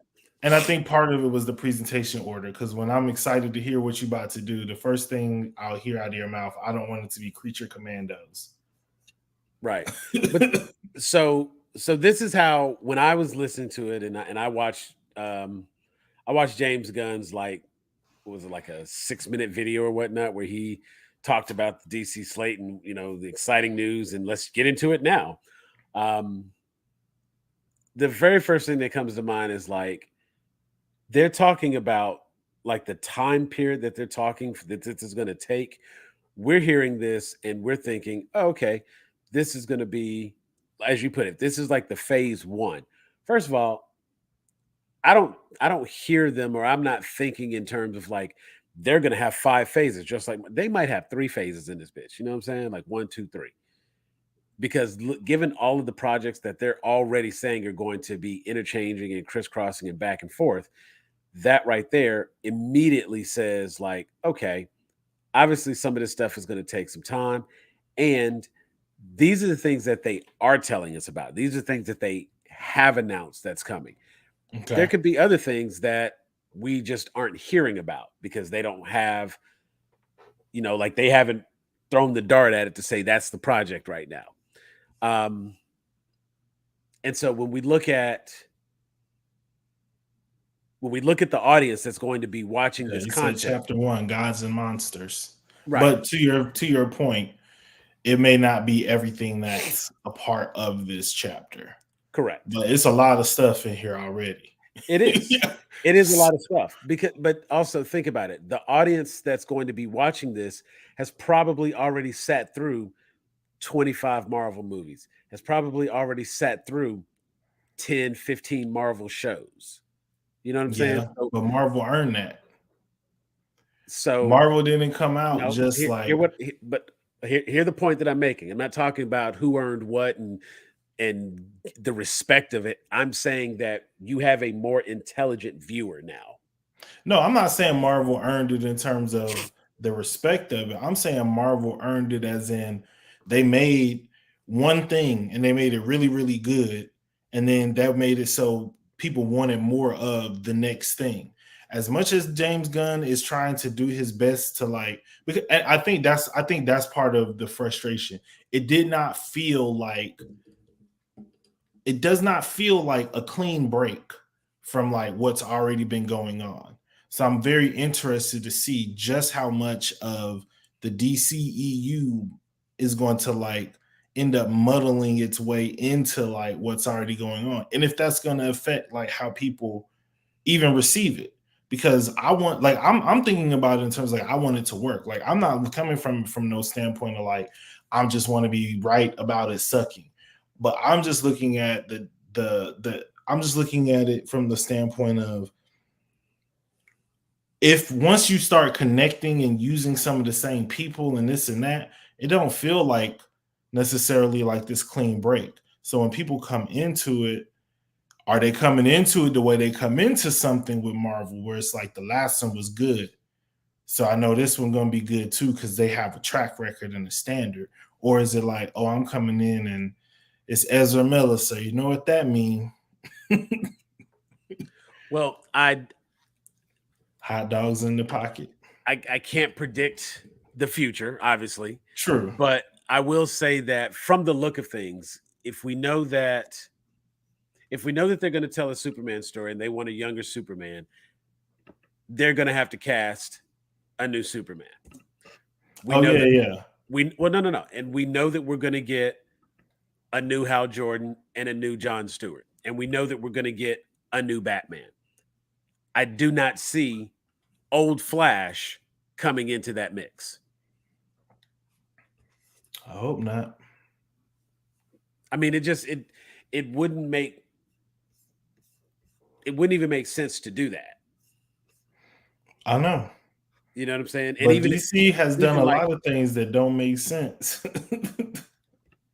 but nothing about the future slate here. Like he hasn't even said anything about Flash. So I'm not Yes, he thinking. did. He said in the video, he said, we have the Flash, it's gonna be great, it's gonna So reset our blah blah blah, I it's wanna gonna change the like he had. okay. So are you giving so this is how I viewed it, and maybe this is where the disconnect comes from.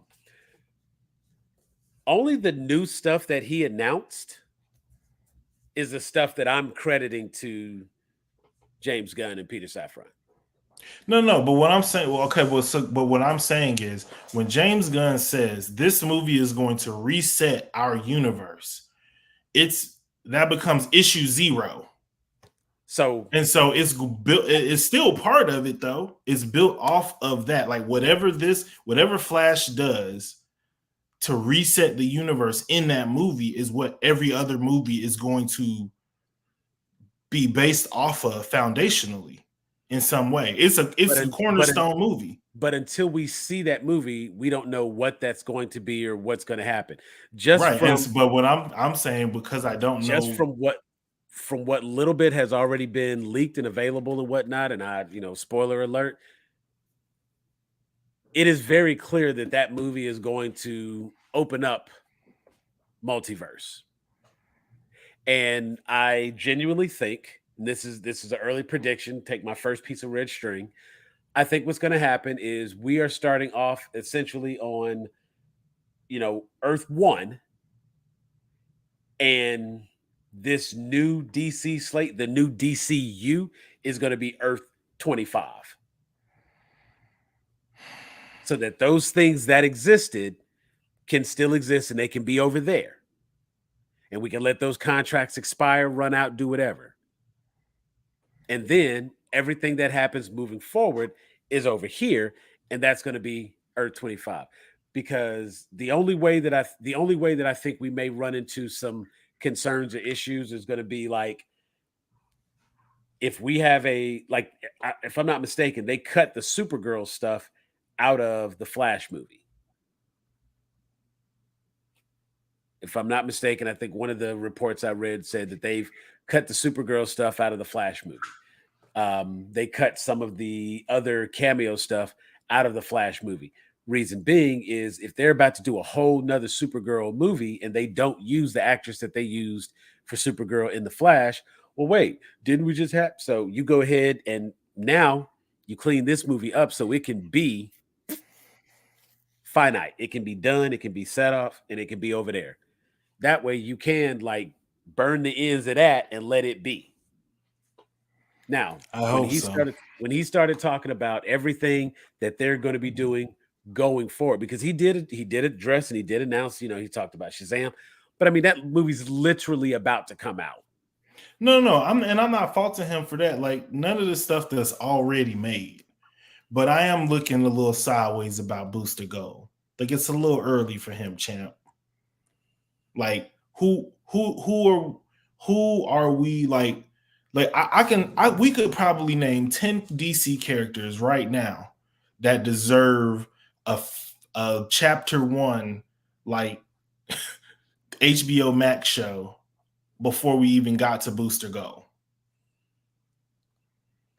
It Let's depends, I start with guess, on. everybody in the Arrowverse. But see that's probably still going to be dependent upon. Okay, if you say we are not at Booster Gold, I'm not challenging it saying based on what, but I'm saying what is the end game if you have these other 10 people who get their chapter 1 movies? My thing about Booster Gold is time Yeah. travel. Wait, what did you want? What I'm saying, and I guess to clarify, like Uh the huh. way I see it is okay, as I was mentioning, if you show me Swamp Thing, right? Right. Having Swamp Thing as a chapter 1 character is a gateway to my Justice League Dark people. It's an avenue for me to get to that point eventually. Having Brave and the Bold is a way for me to bring in a lot of those additional characters that I can team up, some ground level heroes that I can team up with Batman and Robin to bring in more characters. That's another avenue that I can travel to bring in more characters. Booster Gold is absolutely a character that you can use to bring in other characters. No, Now, I know that, but what my issue with it is more about what time travel does to continuity, to canon. It's very tricky. It's a very tricky thing to handle. As we've seen in like the whole how they've unveiled the multiverse in Marvel through time travel and quantum realm and all this other stuff that's working simultaneously. Like they got they whatever the pseudo fake Marvel science that they use to like explain it in their world, I get it because I've had enough foundationally for things to be like built on. To me, I'm not saying it's not going to work. I'm not saying it's bad. I'm just saying I would be interested probably in like a bunch of other characters and figuring out how they fit in this world because to me, I guess the main thing is Justice League, right? Like, I guess if you're looking at it like, I guess if you were like looking at it like, okay, we got this long road map in front of us, right? We're going on a road trip. Back in the day, map quests. right, You don't just put it as your destination. You got to find your rest stops and where you're gonna have your checkpoints, right? So with like right, Marvel, we had our checkpoints that was like Avengers 1, Avengers 2, Civil War. You know, we had those like Avengers check-in points. To me, I right. guess I'm looking at Justice League the same way. So what are things that are going to be getting us to Justice League? Because are we saying we're going to have Jaime Reyes, Blue Beetle, and Booster Gold in this world, but then when the Justice League forms, all these other people come in and get in before them? Or are we saying in this world they're now going to be like foundational Justice League members? It's just like when the wheels start turning, I get a little bit like, all right, like it just feels early for some of these people to me, from my personal perspective. And then to see like Booster Gold and not see like Wonder Woman and not really have like the Flash situation resolved, I guess I don't know. It kind of Well, makes me a and little bit like it just doesn't feel like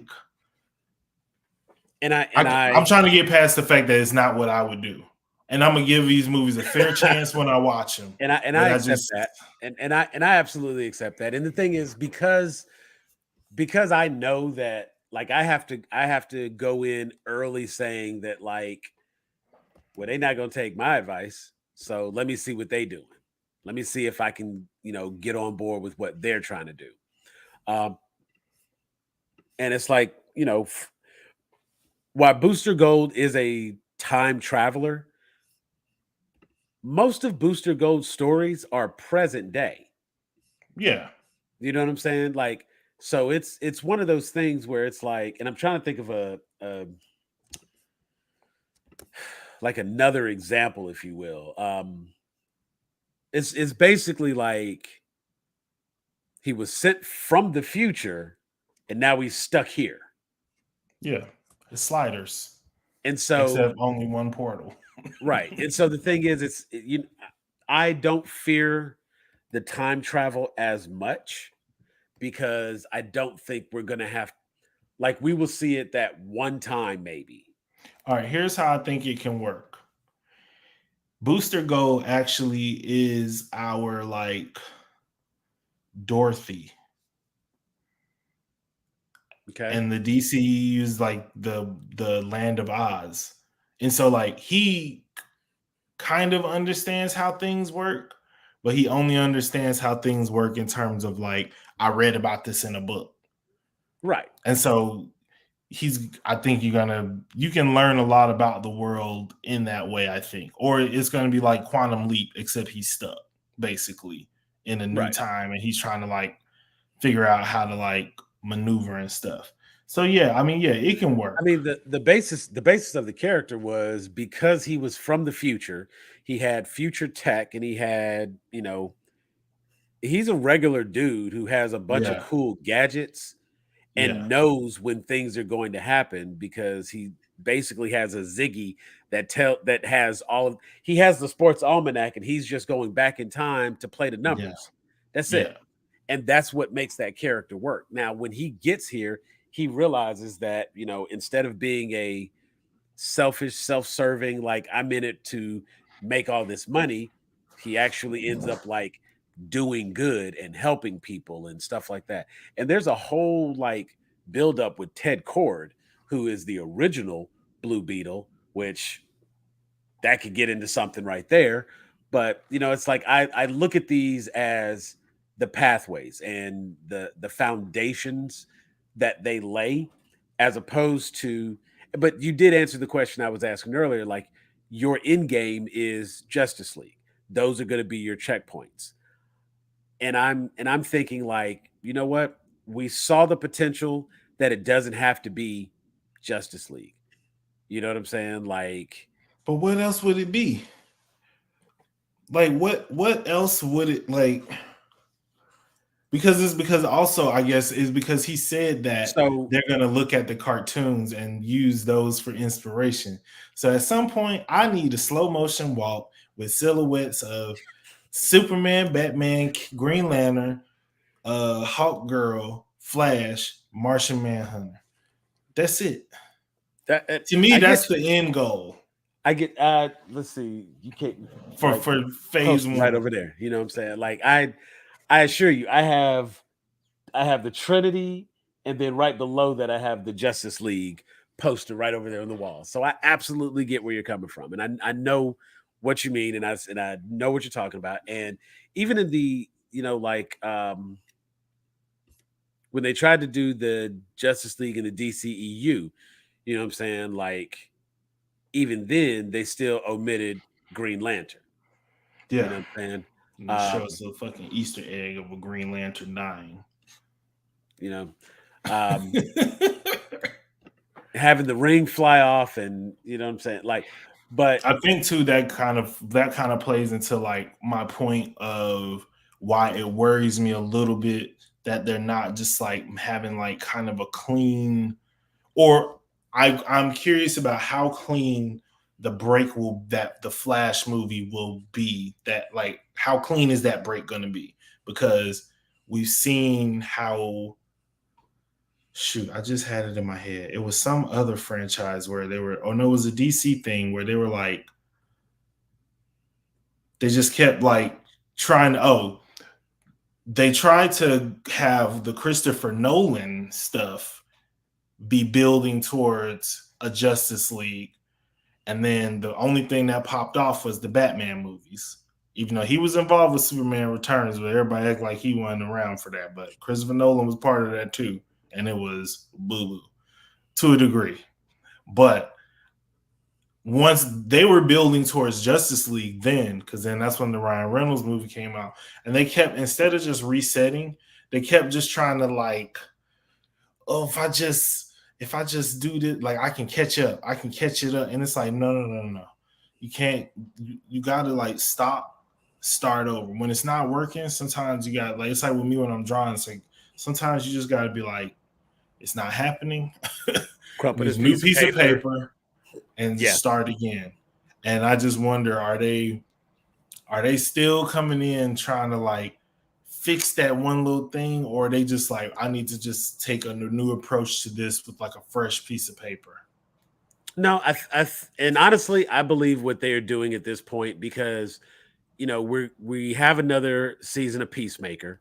They're using Viola Davis as Amanda Waller, so she's been an anchor. You know what I'm saying? At this point, she's a damn Nexus She's a Sam being. Jackson.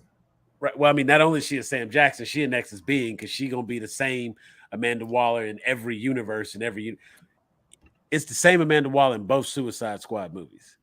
You know what I'm saying? So it's Right. like, on the one hand, if it ain't broke, don't fix it.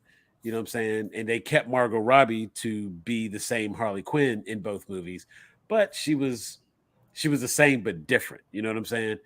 Yeah. But that's like the same Margot Robbie that was in Birds of Prey. And so it's like, yeah, DC is absolutely all over the place. And they have been all over the place. Even the comics be damn all over the place. And like when you were saying, what else could they do? Where else would they go? Well, it's kind of crazy because they've got Tom King, who's a major comic writer involved in a lot of these processes right now. And technically, it ain't at Justice League no more. You know what I'm saying? It's like basically the Teen Titans are taking over, and the Titans are going to be the new big thing in place of the Justice League. And essentially, wait, hold on, stop making a face. Listen to me. Essentially, the Titans are now the Justice League, as the primary characters from the Justice League are kind of moving on. Now, you're not going to make a DC. You're not going to make DC movies without Batman. You're not going to make DC movies without Superman. But at the same time, as you pointed out, there's easily 10 other characters who could absolutely do their own standalone and have their own stuff out there. So I think one of the biggest problems that DC has had up to this point is, first of all, if they can't get Superman right, if they can't, I mean, the only thing that they get right is Batman. Okay, cool. Obviously, they gonna keep doing Batman, and we getting two Batmans because we still gonna have Robert Pattinson's Batman because they just love him some Batman. He's the most marketable DC character ever. Always has been, probably always will be, because people can see themselves being Batman. If I had money, I could be Batman. I can't just be an alien from another planet shooting lasers out my eyes. Ain't nothing I can do to do. That's a fantasy. That will always be a fantasy. But I could hit a Powerball and become a billionaire and buy me a car that goes really fast and has rockets. You know what I'm saying? So it's like, in a weird way, in people's head, it's always like Batman is attainable, just like Iron Man is attainable. Um, at the same time, I look at it and I say, yeah, try some new shit, do some other stuff. And I think if they want the DCU to be successful, I don't think going with the same formula of trying to get to Justice League is the right way to do it. I think they do need to crumple up that piece of paper, toss that shit to the side, and start putting out some good fucking content that is connected. It doesn't necessarily have to be getting us 7 standalone movies and then Justice League. No, man, I wasn't even saying that. I was saying like, okay, I understand what you're saying about what's happening in the comic books, and that's cool. It's a whole bunch of stuff happening in the comic books on the Marvel side of things too that ain't happened in the movies yet. And a lot of Yeah. them stories and movies that we've been telling in the Marvel side of things are old ass stories that we're just seeing come to the screen for the first time. And Right. so this is part of where, my whole thing about skipping steps. You can't just come in and be like, okay, we have an entire world of people whose baseline understanding of DC is Justice League, Superman, Batman, Wonder Woman, in some of that order. You have some people who can go Right. further than that, but I would say the average person is the Yeah. Trinity, and then they know that like the big group is the Justice League. Agreed. That is the audience, not the people who understand what's going on inside the comics right now at this very moment. I, And I, I so, agree. and so even with what you're saying, like I understand what you're saying in terms of like we talking about writing comics. Yeah, we don't need like there's been so many Justice League stories and groups and this and that, and it's cool.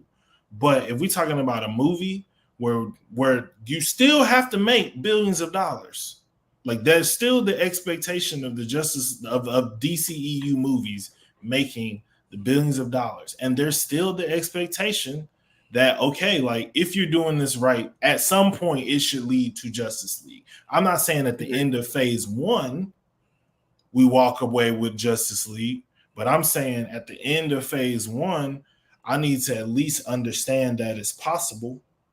I Agree. don't know how I can understand that if I haven't seen Wonder Woman yet. Now, maybe that'll be a reveal on the show and all this other stuff like that, but they made it seem like it was ancient times, Game of Thrones Oh no, era, and and she wasn't going to be there. I do believe that Paradise Lost is going to be. It takes place before the events of the Wonder Woman film. Is literally what it says, and um, So, teenage Wonder Woman, Riverdale. well, not even teenage Wonder Woman, because like when the movie started, she was a little girl. You know what I'm saying? She was a little kid. So I think that's going to be maybe helping us understand why she's so strict in her code and whatnot, and the upbringing and that kind of thing. And it just made help us understand Amazons a little better, to when they do present Wonder Woman, will They don't already have, be. They don't have to yeah, do another origin. They can get yeah, right Woman to it. Out of Time. Right, because they'll have established this, because like the big one for me right now is going to be Brave and Bold, the Brave and the Bold. One, because of course it introduces Batman, but it also gives us Batman and Robin. Since we're gonna have a Batman and Robin dynamic duo set up, it's using the Grant Morrison run. I think I said Tom King earlier, but this is actually using the Grant Morrison run where it was Batman and Robin. That that story and the way the Brave and the Bold works, they can introduce a lot of characters that way. And But isn't it a movie?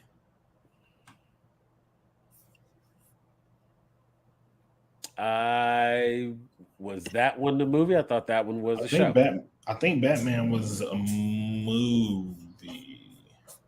I have this one doesn't say. Now see, The Authority's going to be a movie.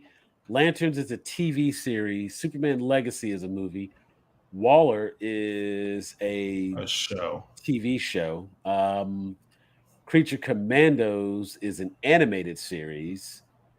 Yeah, Um, Brave and the Bold is a movie. all right. With Brave and the Bold, okay, that does change that one a little bit, but that still gives us an opportunity for them to introduce a handful of people with that, just because that's what they did, since they're using the formula.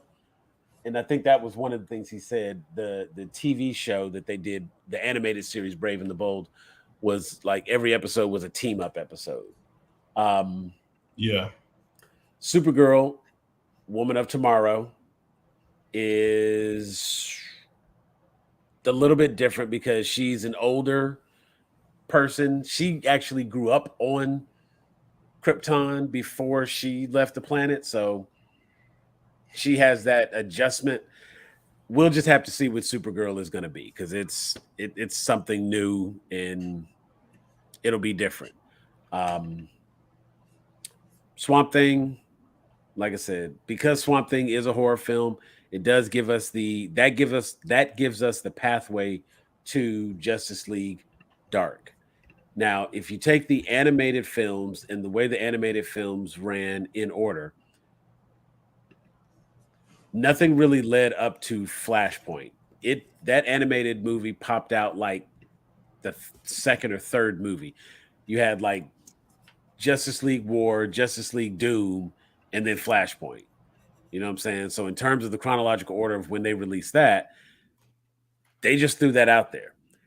Technically, the characters from Justice League War and Justice League Doom These were New 52 characters. This was a reset, and were not the same characters that they used in Justice League and Justice League Unlimited.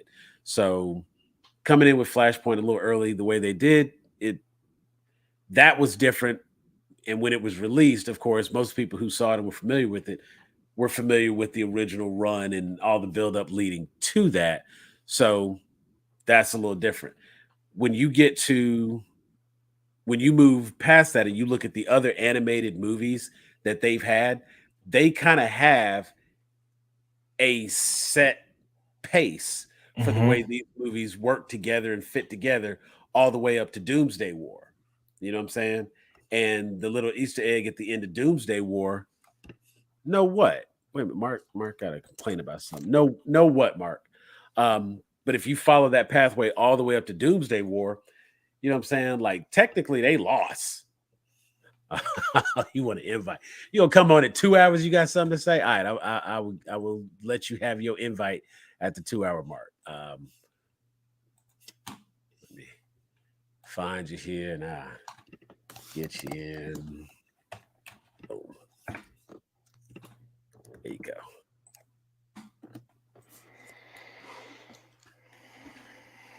We'll bring you on there, but they could absolutely follow that, and the way that goes, I think you can get to the same point even if you follow some of that formula. Because and the point I was making about the 25 Marvel movies, you know what I'm saying? We have a more educated general audience now.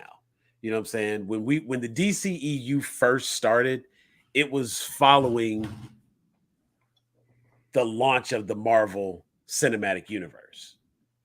Yeah, Everybody was kind of new to this thing. And DC did kind of rush to catch up then.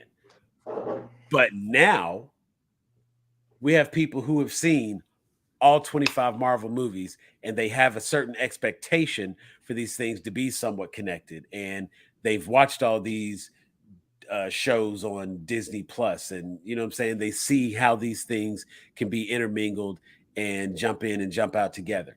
So I think when you get to something new that's coming along, the DCU, it's not so much that you get to skip steps, but you are able to more easily connect these things because people know how to make those connections.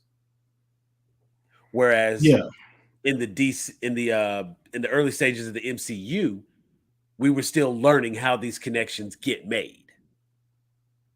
yeah, Now that we've seen how these connections get made, James Gunn can come in and he can do things just a little different because he has a more educated audience. Now you're still going to have people who didn't watch all 25 Marvel movies or didn't watch enough of the movies, but they still have a general concept. And if you're giving me more familiar names, then okay, I can just kind of rock with that because I know that, oh yeah, but all those, there was a whole bunch of movies, right? And like it's the same people in all the movies and they're all connected. Like that's the part of it they're looking at. So it doesn't matter who's in the Brave and the Bold, what characters, what actors they use, because that's going to be the Batman when we get around 10 movies later. And that's the part that they're looking to see. And that's the part that's going to connect it for them and make it make sense and bring them along for this ride. And that's honestly why I think you don't necessarily have to have the very specific Justice League in game formula, because you can actually just open the world up a little more and you can expand it out. What's going on, Mark? What's up? What's up? So you have some feelings of something I said. What was Oh, it? just saying that that with the new animated stuff, it's more than just the three movies that are connected. Those three movies is actually a full timeline for them before they switched over with that last Flashpoint movie. Oh, no. And that was my point. With the animated movies, um, what were the animated movies that came before Flashpoint? So you had the Flashpoint Paradox. That was the end of that run. Before anything that came before the Flashpoint Paradox was Uh-huh. his own universe. They rebooted at that time, right? So we all know about that book. Right. So then you had the Adventures Trapped in Time, which nobody really cared, but it is part of that. And then you had Justice League War, Son of Batman. You Oh yeah, had no. That was what I was saying. That yeah, they did the reset with because there were only like one or two movies that I mean, okay, everything technically before that, but as far as the actual releases, no. just That's what I'm saying. I'm going to say yeah, because they did another Flashpoint at the end of the Dark Side War. right. Well, that was the Easter egg I was talking about. I was like, Uh, you have that one little Easter egg if you caught it at the end, and now we're like what 4 or 5 movies into that universe now. right? And so at the end of Apocalypse War, Mhm. um, and folks was dying left and right in that. But yeah, Constantine looks over Flash. He's like, "Well, you know what you got to do." Yep, yeah, because that whole story play, you can't continue with that. Ain't no way.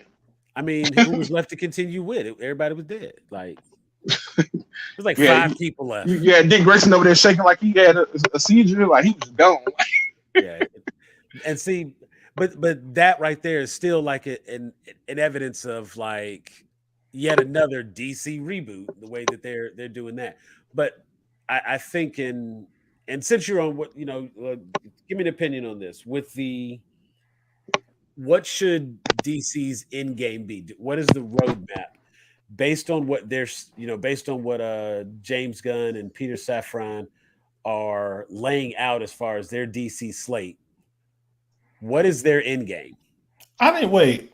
Can I just say I didn't? I wasn't answering the question that way. I thought you were. I was saying Justice League is a checkpoint. If you saying end Yeah, game, because like what would be the I end game of like their first section of phases for me? I would like to see them do something with like Vandal Savage. I would like him to be like the big nah. boss. Honestly, no. I think Vandal Savage is an excellent choice because one, you can keep using him over and over and over. Yeah, He but would did be you the see? Loki of this universe. Yeah, but did you see the DC stuff? How they trashed that character so bad they don't even want to go back to But You talking about the CW? yeah, no, well, see, Hey, that's that show was good. we not counting that. But Legends of Tomorrow. even if you look at what they did with Vandal Savage in the animated, there you go. and Young Yeah, Justice it was full. good, but then it wouldn't make sense in this world they're trying to make because it's so broad of what he's trying to do. I don't necessarily think that they're going to go the route of invasions or anything like that. I don't think they're going to be kidnapping metahumans. But there again, Eventually. but there again, we do have Blue Beetle, Yeah, so why not? You know what I'm saying? You could absolutely because if you look at how many Justice League characters were in Young Justice, yeah, you don't have to focus like Justice League doesn't have to be your main focus. There are plenty of stories, there are plenty of things out there in a lot of different ways that you can do it without it being But a lot of those specific to but a lot of those stories are like Justice League offshoots. and they are. yeah. They are. I And mean, So I think what Jeff is saying, which I kind of agree with, is regardless of like how you could go, like the other teams, you could deal with the other groups of heroes in the DC universe that you could kind of deal with and kind of cherry pick and put in everywhere. The main thing is the Justice League. They're gonna have to establish that some way, form, or oh, yeah. fashion. I mean, whether look, and that's not even to say whether it's this Justice League, Justice Society, whatever. I get that. At some point, if you have a collection of main heroes working together, we got to get to that point. I get that. I'm not disagreeing with that. I'm simply saying that you can get to that point lots of different ways. You don't have to do 7 individual setup movies and then have everybody come together fight a big bad. That So formula how would that you do it? I literally think the way that if and again, if you look at the current slate, I believe it could be done under this way. You still the biggest thing you have to do is you have to have a common enemy. You have to have somebody that can threaten everybody. And it gets interesting when you take a character like a Green Lantern. Who's going to fight Green Lantern and fight the Flash? Who's going to fight Green Lantern and fight Batman? Who's going to fight Green Lantern and be a threat to Super? You know what I'm saying? So it's like you have to have somebody that can be a threat to both people. Or, you know what you have to do? You have to get multiple people who are a threat to these people. And you start going the route of the Legion of Doom. You start Well, you building. know, I already had my plan. I Right. feel like I've told you my plan before. Matter of That's fact, exactly you what can it go back was. and if no, we have it it's on therapy. That's when we discussed it. Like, Yeah. and I am co-signing with you now. Now I was kind of leading you that direction. I, I didn't tell you I was doing I didn't tell you it was an alley oop, so that's why. But you know what I'm saying? Like, you need a big bad that everybody can get together with, or you need multiple big bads that present the thought, present the necessary threat. Now, you have space cops out here, so we got to have space threats out there, right? And obviously, James Gunn likes to do his sci-fi bit, so cool. He's going to have that opportunity. The Authority, there's some obscure characters that have some. I mean, you got some strong people, you got some power sets. You could technically take the Authority, and you could do a uh, Crisis on Two Earths story. You know what I'm saying? You could actually go that route with it because these are heroes, but they are the Justice Lords, basically. You know what I'm saying? So Miles. Oh, go ahead. Sorry. there's a lot of different angles that you can maneuver because there are so many stories. The main thing you have to do is you just have to find a way to incorporate multiple heroes in multiple instances. I was also a little disappointed that there was no like milestone news for any of the stuff. No Especially Static when it Shock, was no yeah, Icon, no. especially when it was like, oh, y'all doing Wildstorm stuff, but I guess that makes a lot of sense because Jim Lee's running things over there. No, if I am Yeah. in charge, I'm gonna be like, oh yeah, this stuff I did, put that out first.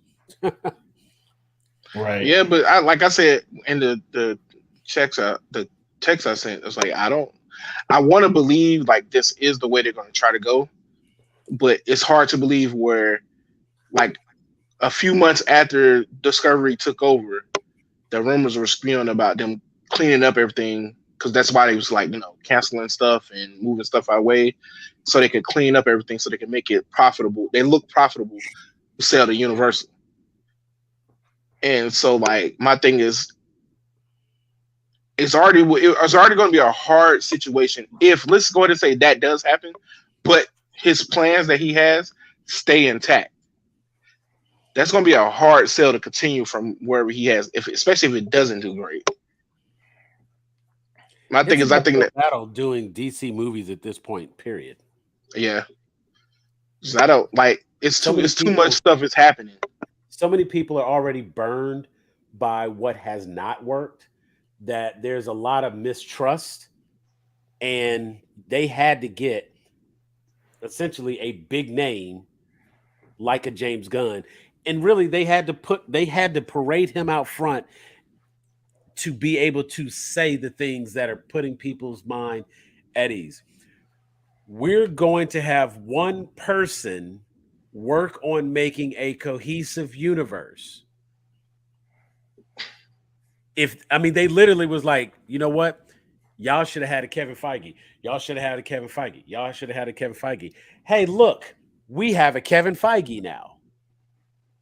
You know what I'm saying? And literally, he's coming out saying, hey, look, here's a roadmap of how we're going to get to this next milestone.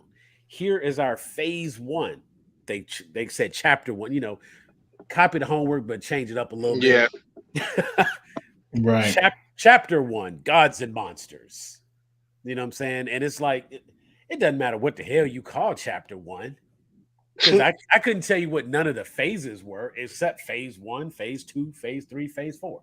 That's all I know. I don't know that they, They but just it's named like, the sagas. That was it. right. No, And yeah, the Infinity Saga. you Yep. know, and the thing was, it was just like the only thing that I could tell you about phase one was mostly origins.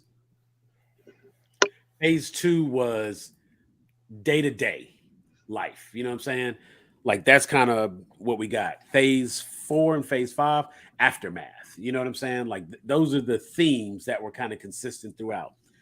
Chapter one, Gods and Monsters, we're going to talk about all of these really, really strong people and all of these really, really big threats. Here are the gods, here are the monsters. So I think if you end chapter one with a major villain like a Vandal Savage, it's got to be something bigger than Lex Luthor. You know what I'm saying? Like That's true too. you got to have, and I mean it can't just be a. It's Do the they end Joker. with a Lobo? They better not even. I don't think Lobo. I think that was just fans. I would hope. I would want to hope that that's what they like. That's what Jason Momoa was excited about. But the way James Gunn talked about the future was basically saying like he's like Aquaman. His Aquaman is part of the future. I see in that part. The only thing that I've gotten from James Gunn was the stuff that exists, and we're going to respect that it's already there. But everything I'm telling y'all about today, that's new. And in my opinion, just based on, and even if you kind of like go back and, like look at the way he talks about those first couple of projects, you know what I'm saying? Like he acknowledges them, he addresses them. Yes, they're here. Yes, these are things.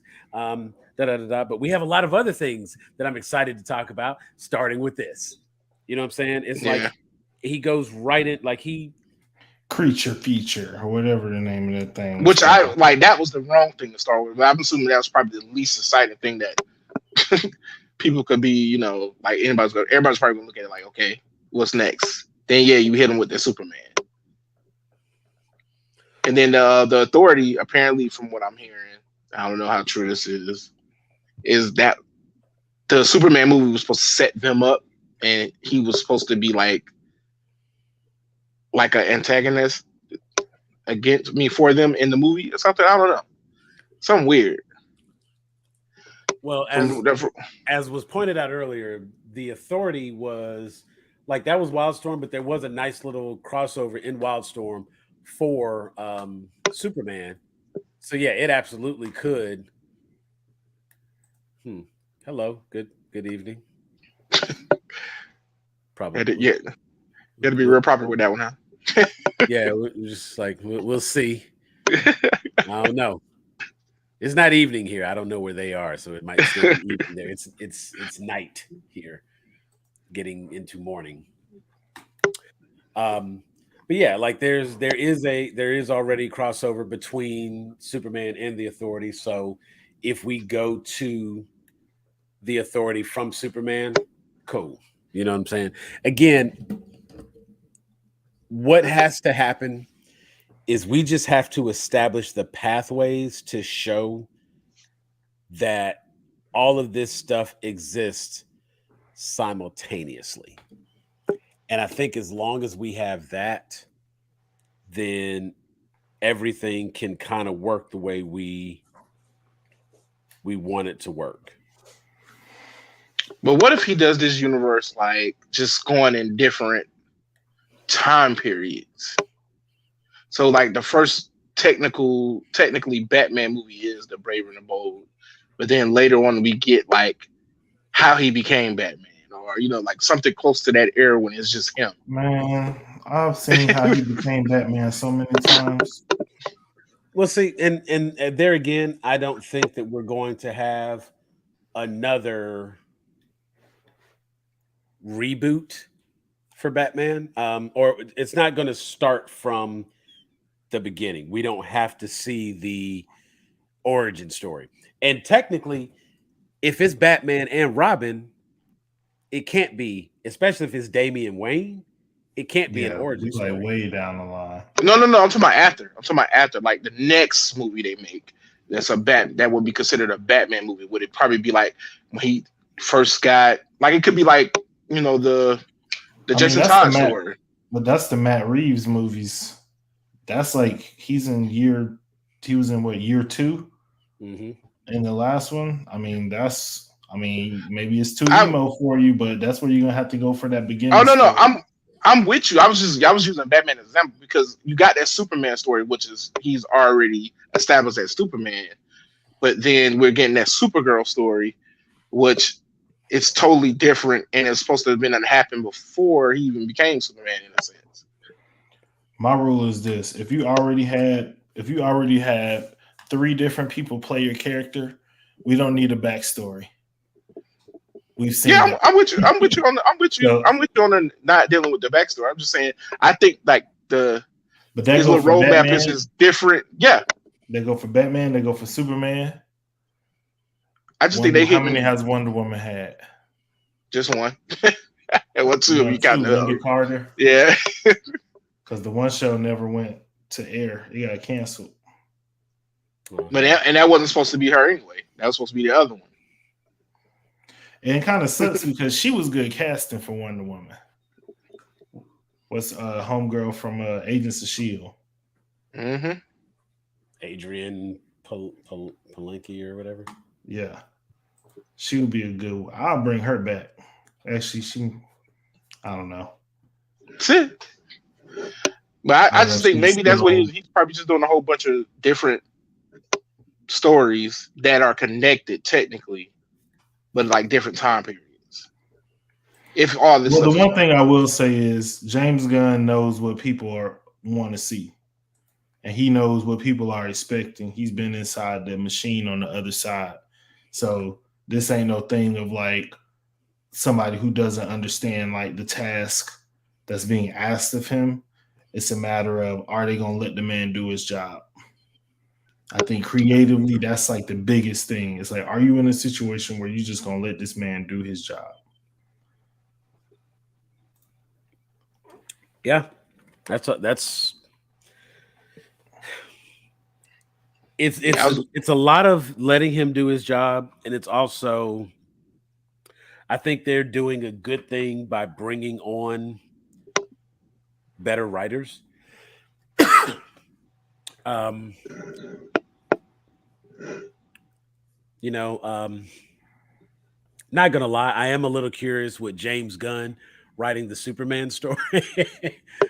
I I want to know how that's gonna go. So of course I'm looking and I'm like, fingers crossed that does well, because that could go either way. Yep. But I'm still hopeful. I'm still thinking positive that it could be a good thing, because I like the stories that I've seen James Gunn put out. And I'm not gonna say he's never disappointed me. He hasn't let me down yet. But it's like what I've seen of his work. It's You been know he's very going to positive. try, No, it's and been you know very it's going. positive. He's going to try. You know he's going to respect the material, and I think that also goes into like, especially people like us who like are actual comic fans, because then that makes us champions for like, I think that's the thing that I think a lot of these studios like kind of misunderstand. It's like when you make bad stuff, like the people who know that it's bad and know what it should have been like are going to be your worst enemy. When you make good things and the people who know what it should be like can champion for it, that's just going to get like, that's how you grow your customer base. It's like the comic fans are the ones who went to see Iron Man over and over and was telling people about it. It wasn't like everybody was super hyped for Iron Man to come out and it was just like regular people going to see it. That was one of those movies where it was like, I think I went like opening night and it wasn't even like crowded for the Wasn't first sold Iron out. Man. It Was it wasn't sold sold out? out for sure. I think there was a because like when I used to live in this is when I lived in LA, and I used to go to the movie theater at the Grove, which is like an outdoor like mall spot or whatever. And so there were some movies where it would be like sold out and there would be so many people. And this is before you order your ticket and pick your seat. So you would have to like line up, like Twilight line wrapped around the mall. Um, what you talk like Twilight wrapped around the mall. Any of the what's the movie? Sex and the City movie. I don't know, man. It's like so many movies that was wrapped around the block, and Iron Man was one where it was like I went back 3 weeks later to see it, and it was like a line 3 weeks later to see it. It Oh was wow. like sold out weeks later because the word of mouth had like traveled. And that's how like a lot of movies are, especially like in that town. Like people, word of mouth is still like a thing, and people going on their podcasts and talking about how great it was, and people doing online reviews and all this stuff like that.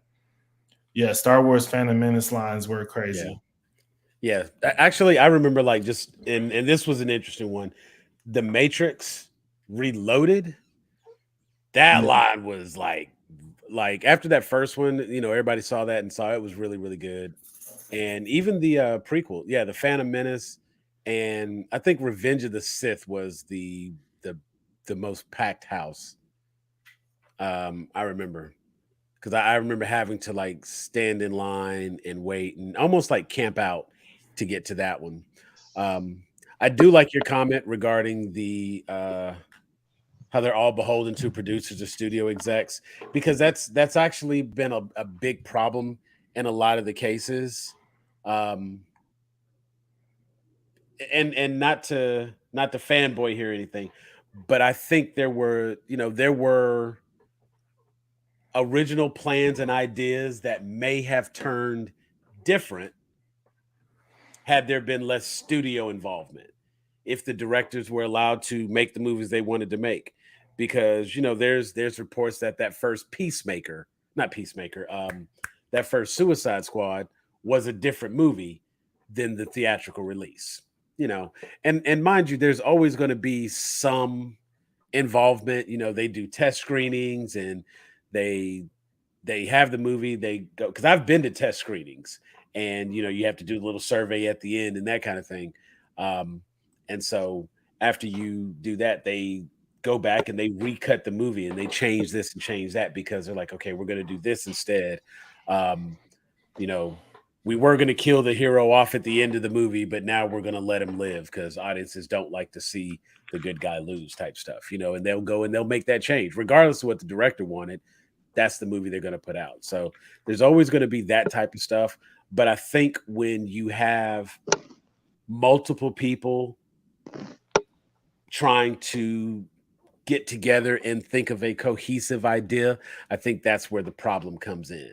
And um, yeah, truthfully, I believe Zack Snyder was taking on more than he can handle, trying to be that person, be a writer, be a director, be the cinematographer, be involved with this movie, that movie, because it's like you don't see Kevin Feige on every movie set. Like he sits in his office, they come, they talk to him, they say what it's going to you know when do, you see, and when you see he's Kevin Feige, when Kevin Feige put out the little promo thing where he wearing a hat with a symbol on it, and you don't know what movie that's from. It's from a movie that's coming out in like 5 more years.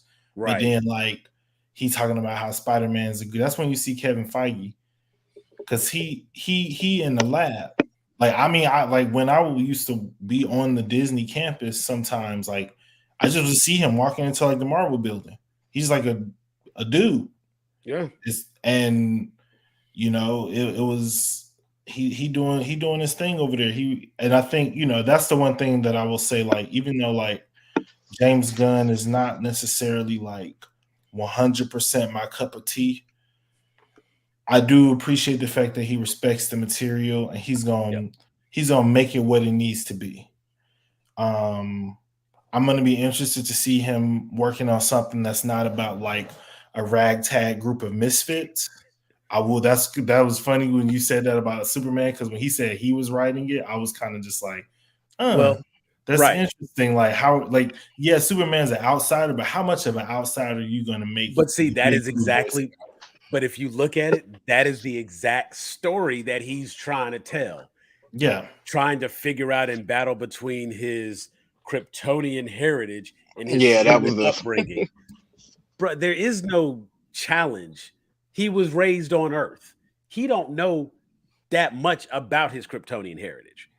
And until we get a story, unless they adapt one of those stories where he goes to the Fortress of Solitude. right, like until he gets that deep dive of learning what it is to even be Kryptonian, and that's something way different. You know what I'm saying? That's like a one shot kind of thing. He eventually gets that information and learns, and of course he has the crystals, and he gets to talk to his dad and hologram and all of that kind of stuff. They get there. I don't necessarily think that's that important of a story. Me either.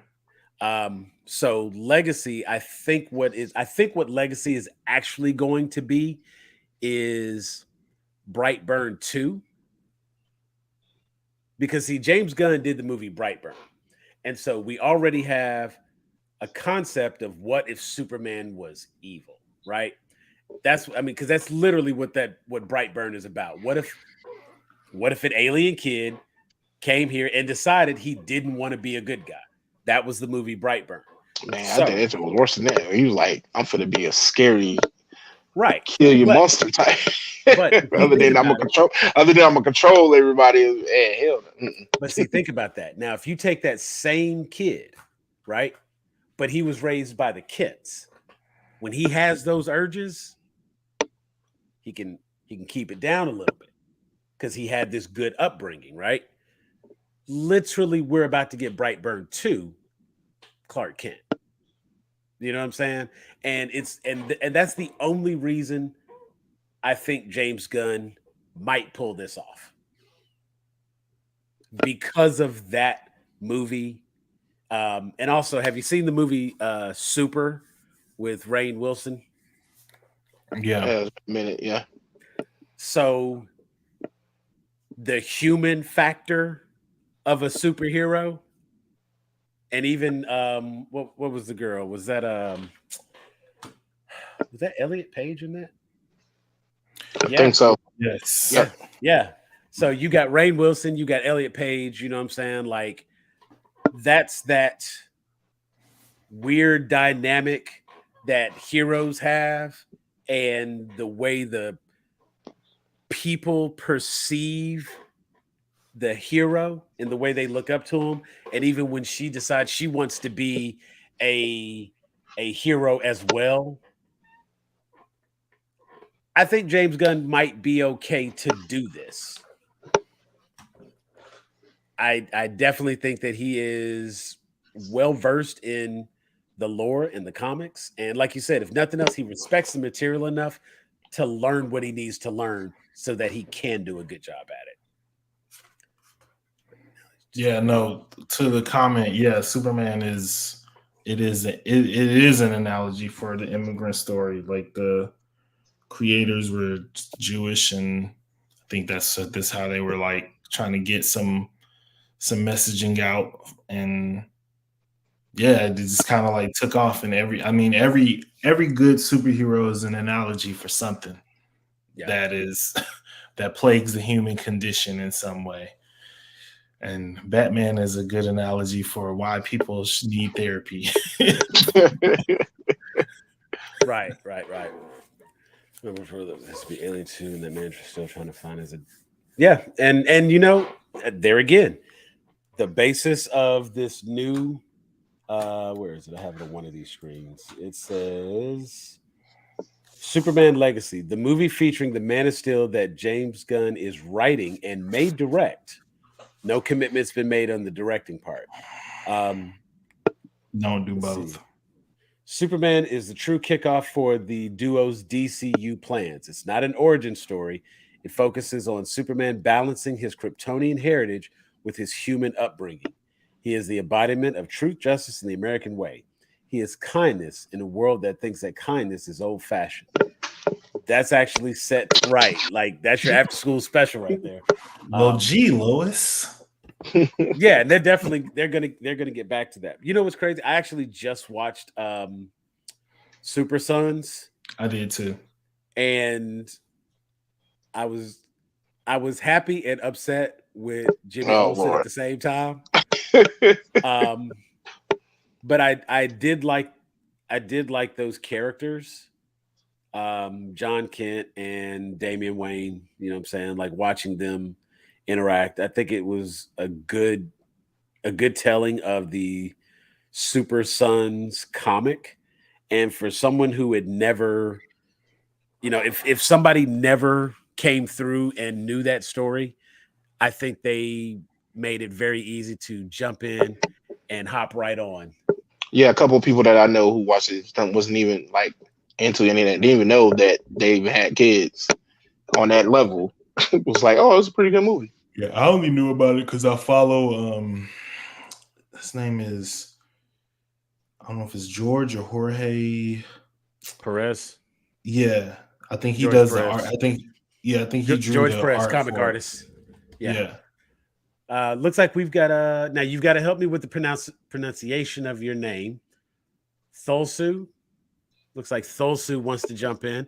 Thulsu, I do just want to remind you this is a live stream, so please be mindful. I've appreciated your comments. It seems like you might be right here with us to jump in. So I'm gonna add you in, and you have to unmute your mic. All right. Welcome in, Thulsu. How you doing, man? Or who we got here? Thulsu. Am I saying that right? Let me try to nope, there it is. Okay. Okay, you just muted your mic, so hit unmute and then Okay, there we go. I think it's working. there you now. go. All right, we got you. Hey, welcome. All right, How you thanks for doing, having man? me. Oh, no You got my problem. number. Appreciate it.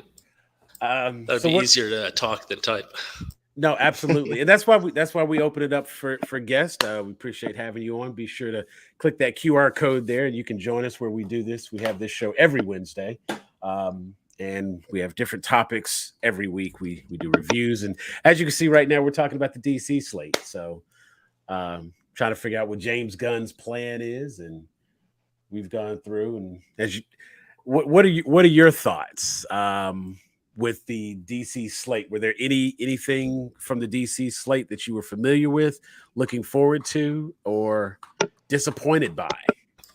Well, I'll be honest. I'm more of a TV movie geek than comics, so I'm somewhat ignorant from the history in terms of comics. But in terms of film, the way that DC is going now, I mean, it seems optimistic, right? It seems better than it was before in some regard.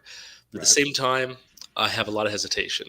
I think what we've seen so far from Understandable. Warner Brothers has been it's weird. It's sort of almost like a what's it? Who's the new was it CEO director? I forgot his name right now, but he came in, did a lot of changes, decided to seem to cut a lot of fat, as they say, and that seemed like a good sign. But then there's some other things he did that seemed confusing. Like he kept in, like what was that one recent Velma? They kept that in, right? But So they're making these but decisions took where the it's like traditional Scooby Doo movie out of the way. David exactly. Zaslav. So is it Zavlog? I forgot how to Zavlov. Yeah, pronounce it. Zaslav. Yeah. Yeah, exactly. So I'm like, I don't know what to think at this point. So I'm like sitting back and with a little bit of hesitation. I mean, I would love to see a great Superman representation in the modern era. I mean, I was a fan of the classic Christopher Reeve, of course. I love a little bit of Kemp, not too much, but I don't know, maybe it's old school, but I like the I like the good Boy Scout type, Yeah. Superman, right? And I get that for a lot of people that's kind of boring and there's not much you can do with it. But I disagree. I think I think you can display that in a world, obviously, like with Batman, with other heroes that have different perspectives, and it could be a great contrast. You don't need to compromise every character, you know. So, in terms of what they're doing, like with Superman, because you mentioned that, Right. I don't know. I don't even know what to think at this point. And James Gunn, no, and don't get me wrong, I love James Gunn for some of his work. And what he's done. But I just feel like I don't know if that's going to fit. I don't know what he's going to do with Superman. I'm just kind of worried. I'll be honest. Well, and again, it's important to note that he is currently just writing the story. There is no guaranteed commitment that he will be the director, and I'm kind of with Jeff on that. I don't necessarily think that he needs to direct. I think if he writes the story, he's going to be busy. He's already got to deal with Peacemaker, and there's other properties that he's going to have his hands directly involved with. Writing the story is a task in and of itself. Get one of these other people to come and direct. And truthfully, you know, when there was a conversation where he was saying that they wanted Ben Affleck to come in, that might be the project for Ben Affleck. That might be a way for us to get a Superman that has a little bit of has a little bit of action, and it could be something and not let it be as boring. You know what I'm saying? Because if we do go back to the Boy Scout character, bring in a director that knows enough about drama and knows enough about action to make it interesting. Yeah, but writing is probably the most important aspect of it. You need to be able to write for that type of character and archetype, and you need to be able to put him in a world and present him in such a way where he doesn't look well. Okay, my biggest concern is that what I've seen in the last like 5 years or so, a lot of characters that have been traditionally good have been kind of crapped on, you know, or they've been treated in such a way as almost demeaning. I'm worried that James Gunn is going to treat the Superman character as basically just something to trash, essentially. And I'm saying that will happen, but it's kind of a concern in the back of my mind. No, I agree with that. And I think part of that too is like, I think the reason why that is because when the world changed, like you said, they started changing the characters and the character archetypes to a degree, like make him more gritty, make him darker and this and that. And it's like the whole point is Superman is not Batman. So like when they're like in a movie together and Superman is acting like Batman, it's like, okay, well, if you act like Batman, then you're not Superman anymore. And I think that it's one of those things where you gotta create the kind of world where it's like if Superman was around today, like, and he was just a good guy, and you knew Superman wasn't going to be the kind of person to like show up at your doorstep if you say something about him that you don't like because he believes in freedom of speech and freedom of the press and all that. Because you know he's Superman, he's also Clark Kent, True Justice American Way, and a journalist. Yeah, it's like you're gonna do all that stuff. He's gonna be the kind of person that people are gonna be saying all kinds of crazy stuff to on Twitter. Like True. He's going to be the kind of person that people, you know, Clark Kent definitely going to have people saying all kinds of crazy, wild stuff to him. But it's like you don't see that really displayed. It's like Lois Lane just kind of being annoyed by him being a country bumpkin, but like you don't really see. But then it's also like, but this man is also like 6'4", like 275 pounds of like solid muscle. So it's like, what do you really do with that character? You know what I mean? Like, you're not a nerd, dog. You just wearing glasses. Right, but I think we live in a different world now, and I don't think we live in a world that really would accept, you know, that classic old school Superman. But I think the thing about Superman is he is the kind of character that would hold fast to his principles, true, and endure whatever because he knows that like. He does the right thing for doing the right thing's sake, not because to win a popularity contest or, you know what I'm saying? Like, he's not Booster Gold. Yeah. He doesn't care what people think about him per se. He's just focused on doing the right thing. And so don't be using Booster Gold as a reference point. No. I mean, you know, Face chapter 2, chapter 3, right. Time travel, we can bring in a Booster Gold. Perfect time for him then. I got you. But so, yeah, I'm with him on that too. I would love to see a Superman where it was just like either do a Superman that's like the cartoon where it's like it's super bright and it's like Metropolis is like the cleanest, most futuristic city on the planet because Superman lives there, or do something where it's like Superman just moved to Metropolis and he's a fish out of water in more than one sense, but he's not changing who he is to fit in to whatever this Metropolis is. He's not trying to be like fancy and suave. He's just his good old everyday country boy, farm boy self.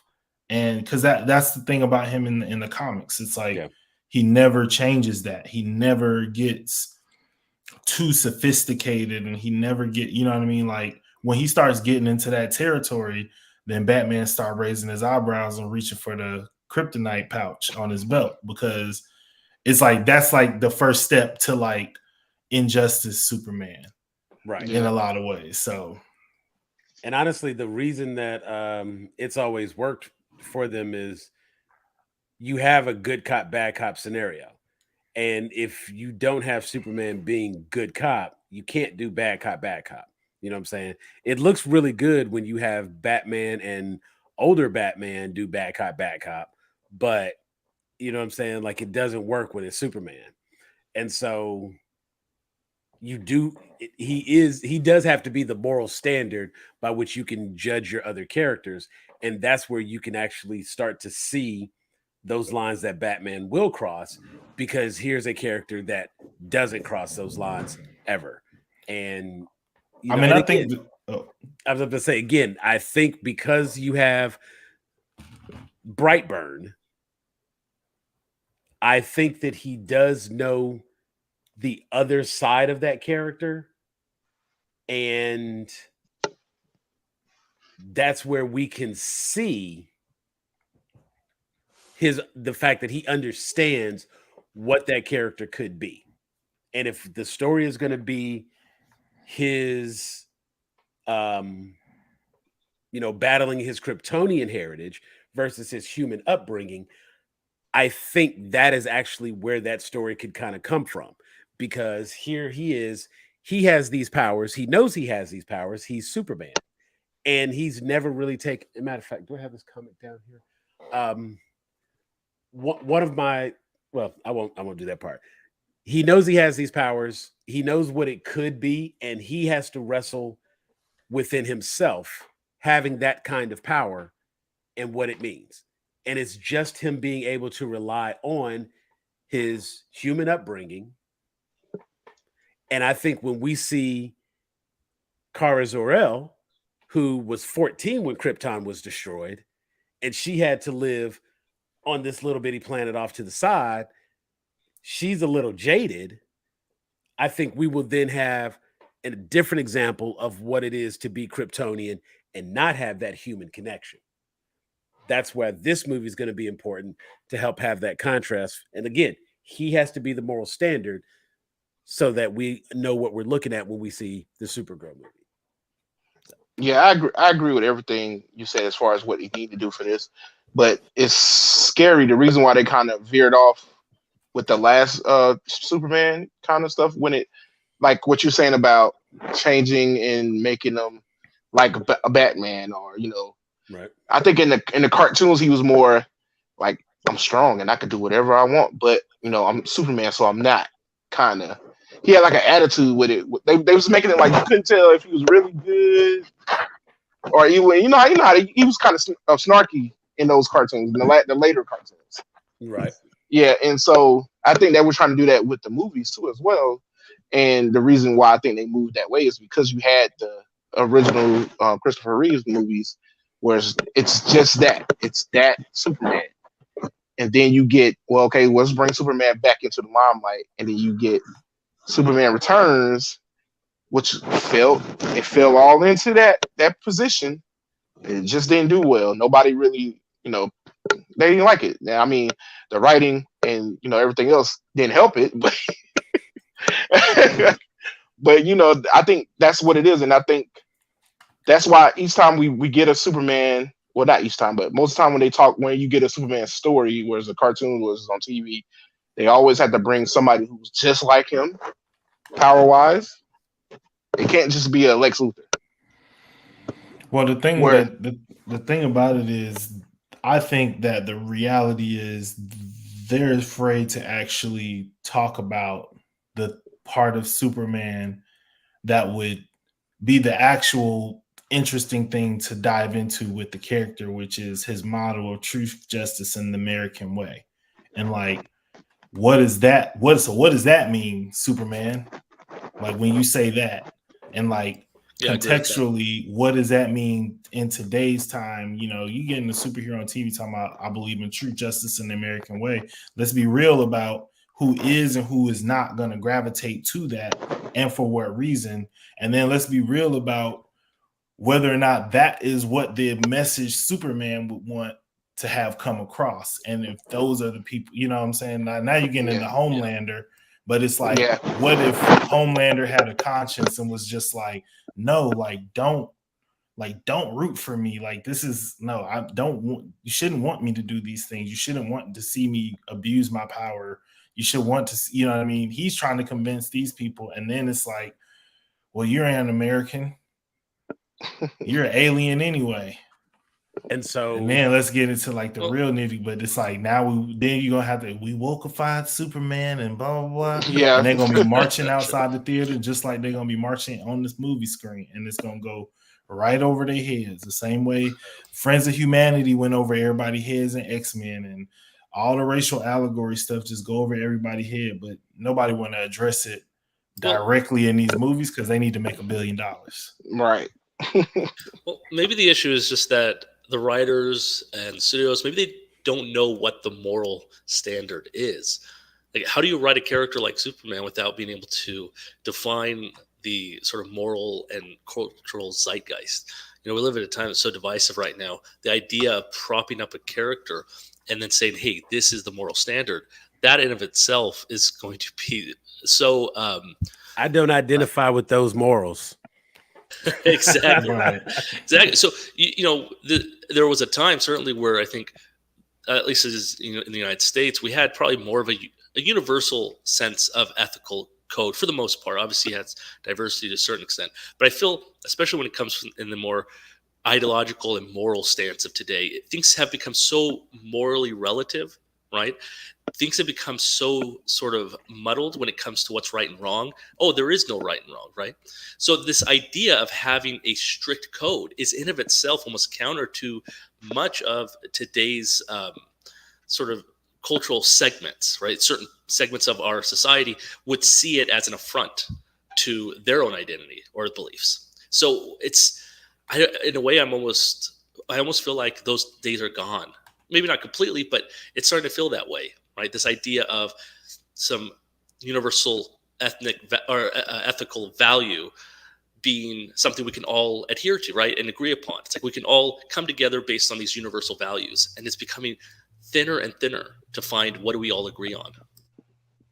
Yeah, no, that actually makes a lot of sense, and truthfully, I think that's why even to the core of the character, they've made some adjustments, and they have to update the character every so often. And the last update Superman got was moving away from the phrase American way, and they changed it to a better tomorrow, truth, justice, and a better tomorrow. Which, I hate that. I hate it when they do that, to be yeah, honest. I mean, and the funny thing is, it's like it sounds stupid, but at the same time, it is more accepting because you don't want to exclude someone in Europe or somewhere Yeah, but in it's so Africa. meaningless.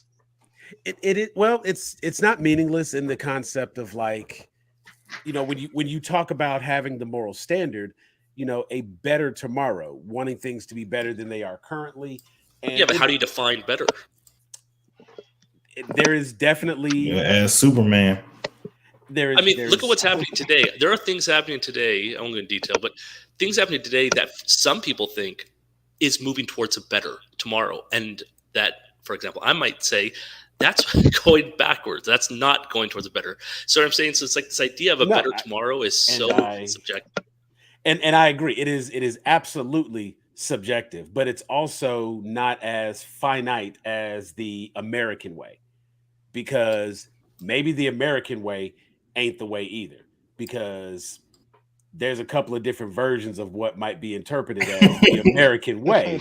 And Exactly. Which is and the whole reason why they changed it. And to me, I'm just like, well, did y'all just change it? Or did y'all address it like in the story? Like the classic image of the black man asking Green Lantern, how come you do all this stuff for aliens and you don't do nothing for black people on Earth? You know what I mean? They ask, like they address that straight up in the comic book. The fact that like all this stuff is happening on the planet you live on to a certain group of people, and yet you're all flying in the stars helping everybody else but us. But then when you come home, we supposed to throw a ticker tape parade for you, our intergalactic policeman who's never done anything for me specifically. You know what I mean? Like, and that's the kind of stuff I feel like it's like I actually have I have like a little comic short that I'm gonna write that has the kind of that kind of like addresses that with Superman, and it's gonna be through the eyes of another DC character. So I'm still working on it a little bit, but yeah, it's kind of like it's kind of like you said, like it's a bunch of arbitrary stuff. It's moving into like arbitrary stuff that won't offend anyone because you actually don't want to like deal with and address certain things in like your first point of view.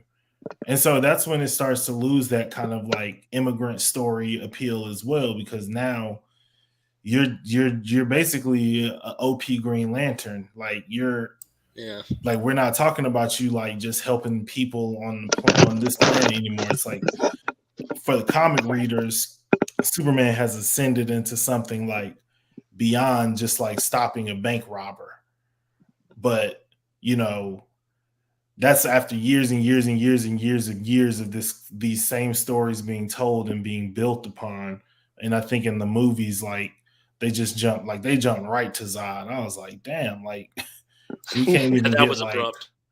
Like we can't even get just like a warm up, like him figuring out how to do. Like we were just moving so fast, and now we fighting Batman, and it's just like, man, like and now we dead, and now we coming back, and yeah, and it's just like hold on. The question is, he dead, and everybody was already praising him like he was a god already. What, a year? Very true.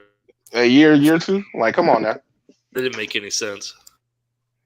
Yeah, so I think they just I think the thing with Superman is because he is such a kind of moral standard character, people see him as boring when the reality is the thing that is interesting about Superman is his ability to hold fast to his morals despite the world. He remains black and white while the world around him fades to gray.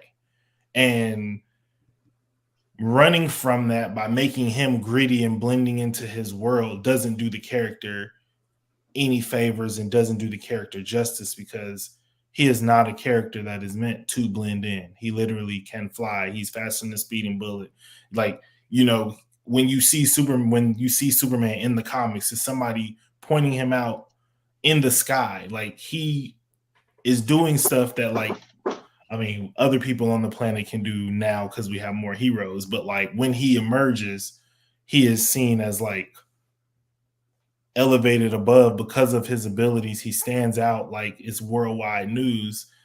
Like trying to turn him into Batman is not the way to go creatively, in my opinion. I don't think James Gunn is going to do that. I think the thing that gave me the most hope was even the covers of what they chose for Superman and Supergirl. The covers are like bright and look fresh. The art it's not like the gritty, dark New 52 looking stuff. So I'm a little less worried about like tonality with Superman with James Gunn, but I am interested in just how he's going to make the big blue Boy Scout like an interesting character in this modern world. Yeah, I'm pessimistic though. I mean, look what he did with Peacemaker and what was it, the Suicide Squad. I mean, it seems like his whole. I like Peacemaker. I didn't like Suicide Squad, but really? I know I'm in the minority of people who did not enjoy Suicide Squad. Well, I only mentioned though because if you want to look at how he might treat Superman, you have to look at what he's done already, and it seems like to me, based on just the impression I get from James Gunn and his filmography is that he's going to treat, and this is what I'm worried about, he's going to treat Superman like a joke, and it's going to sort of demean him a little, or at the very least, maybe try to make him worldly. And I don't like the idea of a worldly um, Superman. I like the idea, again, of a guy, like you mentioned, who understands morality from a black and white perspective and may have a challenge, but still sticks to his ethics, right, and moral code. But I don't know. I don't know if we're going to see that. Well, I think I enjoyed the second Suicide Squad movie more than the first one. I did like Peacemaker as a whole. Um, I think the character type that is involved in a series like Peacemaker, um, it differs greatly than the type of character that Clark Kent and Superman are. Um, but even in Peacemaker, we got to see the growth of the character who went from a very, very closed-minded perception of right and wrong, good and bad. Um, and we got to see him begin to understand some of that gray. And we got to see him, you know, become more knowledgeable about how things should be.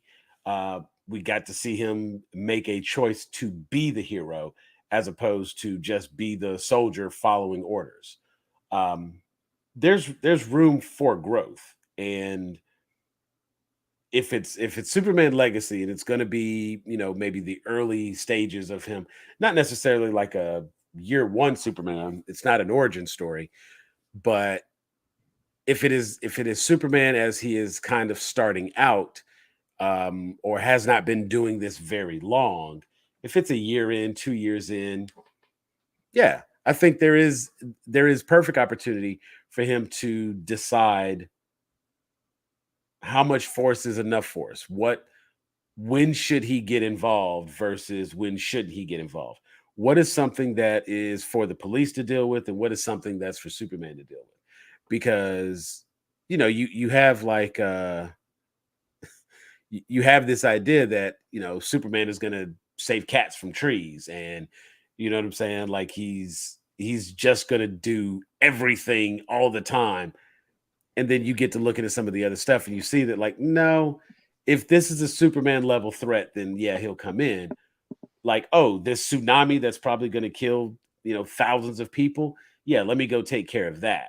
This tanker that's about to sink in the ocean, okay, I'll go get that. I'm not going to stop that bank robbery.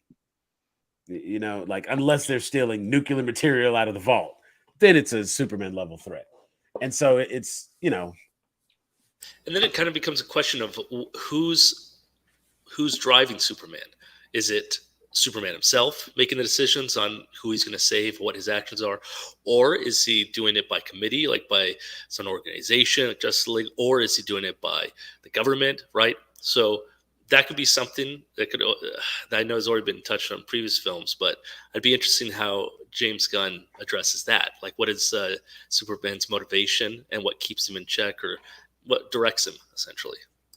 I mean, that could absolutely be where that Kryptonian heritage, human upbringing comes up, because he has the choice to not be under any authority. And until we have a Batman that can come to let him know, like, hey, I got a $50,000 rocket here that'll sit you down, we should talk. You know what I'm saying? And until we get that moment, what is to stop him? It is just himself. Yeah. So do you want to see? Well, let me ask you this: Would you rather see James Gunn start off Superman on a cosmic level, or would you rather just straight up start low, where he's essentially a god? Well, it definitely don't need him to be cosmic level. I mean, if just being just the character of Superman is unattainable feats by any human, um, that is more than enough. And even I won't go as far as to say like a depowered Superman, but it's like I don't need all-star Superman strength. You know what I'm saying? Like he doesn't even have to be that strong. Um, just give me sufficient, capable. I'm good with him like using a chain to pull a tanker through the snow. You know what I'm saying? Gotcha. Like that type of strength, something that is, I won't say like make it realistic. You know, it's Well, you know what? You made it's a good always point, going to be though. fantasy, but it's like I like if you can't tell from, I don't know if you can see my background, but we're on YouTube, so you see all the Yeah, I see it. Superman in here. So I'm a big fan, and I have a lot of Superman stories with which to reference, um, and so it's like no, I think a mid-level, high-powered Superman, movie accurate is good. He doesn't need to be any stronger than he was with Henry Cavill or Brandon Ruth. Like those Supermen were sufficiently strong. That's fine. That type of power level is good because it's still going to surpass any human and all human capabilities. Well, Um, yeah, that's true. you're fine right there, and I think it's strong enough to be in this world. Now when you start including other characters like Wonder Woman, and you start bringing in Green Lanterns, and we start having like Lobos and Steppenwolves and Darkseids, that's when we'll start to see the power kind of jump up. But I think the character is, I don't know, I've dissected it too many times. It's already like he's a bull in a china shop as it is. So he's very accustomed to pulling punches and not having to go all out. Like for the average thing that he would need to do on Earth, it doesn't require a lot of strenuous exertion on his part. You know what I'm saying? I don't know about that Kryptonite Island, man. I don't know. Yeah, I mean, like, since kryptonite is like the most abundant substance on Earth, it's like right up there with salt and granite. You know what I'm saying? Shit's everywhere. Um, but just short of that, you know what I'm saying? It takes a scene like Justice League where he's fighting Darkseid, and he's like, "Here we have a rare opportunity where I finally get to like really cut loose." You know what I'm saying? So it's like we really don't get to see that side of the character, and it won't be until we get to like some of these, as you mentioned, cosmic level threats that maybe we can actually see some strength come in. Um, so yeah, I'm good to just keep it moderate, keep it normal. If Superman lifts a plane, cool. You know what I'm saying? Like that's Well, about what I expect. do you think they could ever? I don't think it'll happen, but do you think they could ever actually start from scratch and literally just have him like leaping buildings? Like not flying. You know what I mean? Do you think that could ever happen? Be done? Nah, He's we got he's too many Superman adaptations and all that for Origins. people to want to sit through. It's like what Superman is. Nobody wants to sit through small. Like we got 25 seasons of Smallville. We got 3 Christopher Reeves movies. If you want to see him race a train, like you know what's funny? like you're not gonna remake him racing a train and make it more Interesting quaint at all. today. You know what I mean? It's like, why is that? You're gonna be like, why is this train even here? What? Who's on that like, train? No, like honestly, to the best example of that is Young Justice, Connor Kent. That is the yeah, closest thing you get to a Superman that can't fly, is not quite as strong, and doesn't possess all of the various powers. You know what I'm saying? He's the strongest member of that team, and he is stronger than the average villain, but he's encountered villains who are stronger than yeah. him. And that is as close as you're going to get to a faster than a speeding bullet, more powerful than a locomotive, able to leap tall buildings in a single bound. You take your Connor Kent from Young Justice, and that is that character. Um, Yeah. I mean, so maybe that's why it's so much easier to write for, like, say, Batman than Superman, because Batman can have, pretty much any enemy. Like he has a whole range of. It doesn't have to be obviously aliens, or he could have, some mob boss, doing something. But what are you going to do against Superman? You have to go to something that's extraterrestrial or something that's been mutated, right? It's kind of tough to find an opponent. yeah, and truthfully, that's actually been and They You know don't what? lean enough into his investigative Look, check journalism. this out. We have a series called Therapy. If you go to our YouTube videos, you can find our Superman breakdown. We did an episode of Therapy. I think we actually discussed that, and we because this is an easy rabbit hole for me to go down. Yes. And it is, and honestly, we are at our 3 hour mark, and this is normally we had just started cutting back to 2 hours. We took an hour. Yeah, we did. Yeah, we had taken an hour to do our Yeah, Why Did I somebody Watch said, That? I want to call in. Sorry. At the 2 hour Right, mark. Called it at the 2 hour mark, but then we also had Thulsu hop on. So I mean, it worked out. It was worthwhile, and so we stayed on, and I love having engaging conversation with guests. So thank you so much for being a part, joining us tonight. We are Thank you for having me. Yeah, we are Grown A Geeks. You can find all of our socials right there on the QR code. Most of our regular discussions take place in the Facebook group. We've also got an Instagram and a TikTok, and I'm playing with some stuff there and trying to be a little bit more active on those other formats as well. But for the most part, this is where I hang out. We have this show every Wednesday, so if you're available next Wednesday, stop back by. Next Wednesday will probably be an open forum, and there's a good chance that we will probably get into a little bit more of. I don't know that we need to discuss anything more about Velma. I'm just hate watching at this point. I've been Same Yeah. here. I'm just gonna get through we it. can do a because I'm gonna we get can through do a it. Velma check-in next week Yeah. just for 5 minutes. And but our second Wednesday show is typically our open forum show where we just have random discussion.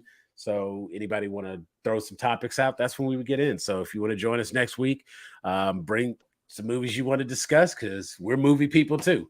Oh, sweet. And I'll be back. and then third Wednesday we do a series called Fancasted, and we break down, we select a movie and we talk about who our optimal cast would be, who our optimal directors would be. So we got a lot of great shows here lining up moving forward. So we appreciate you being here with us. This has been Weigh In Wednesday. We are Grown A Geeks. Make sure to hit that like and subscribe, and hit that notification bell so you get all that fresh piping hot content as it becomes available. We want to thank our guest today. Am I saying the name right? Is it Thulsu? Yep, that's perfect. Okay, so we want to thank Oh, Thulsu okay. for joining us, and we will see you guys next week. We are out of here. Peace. Where's it at?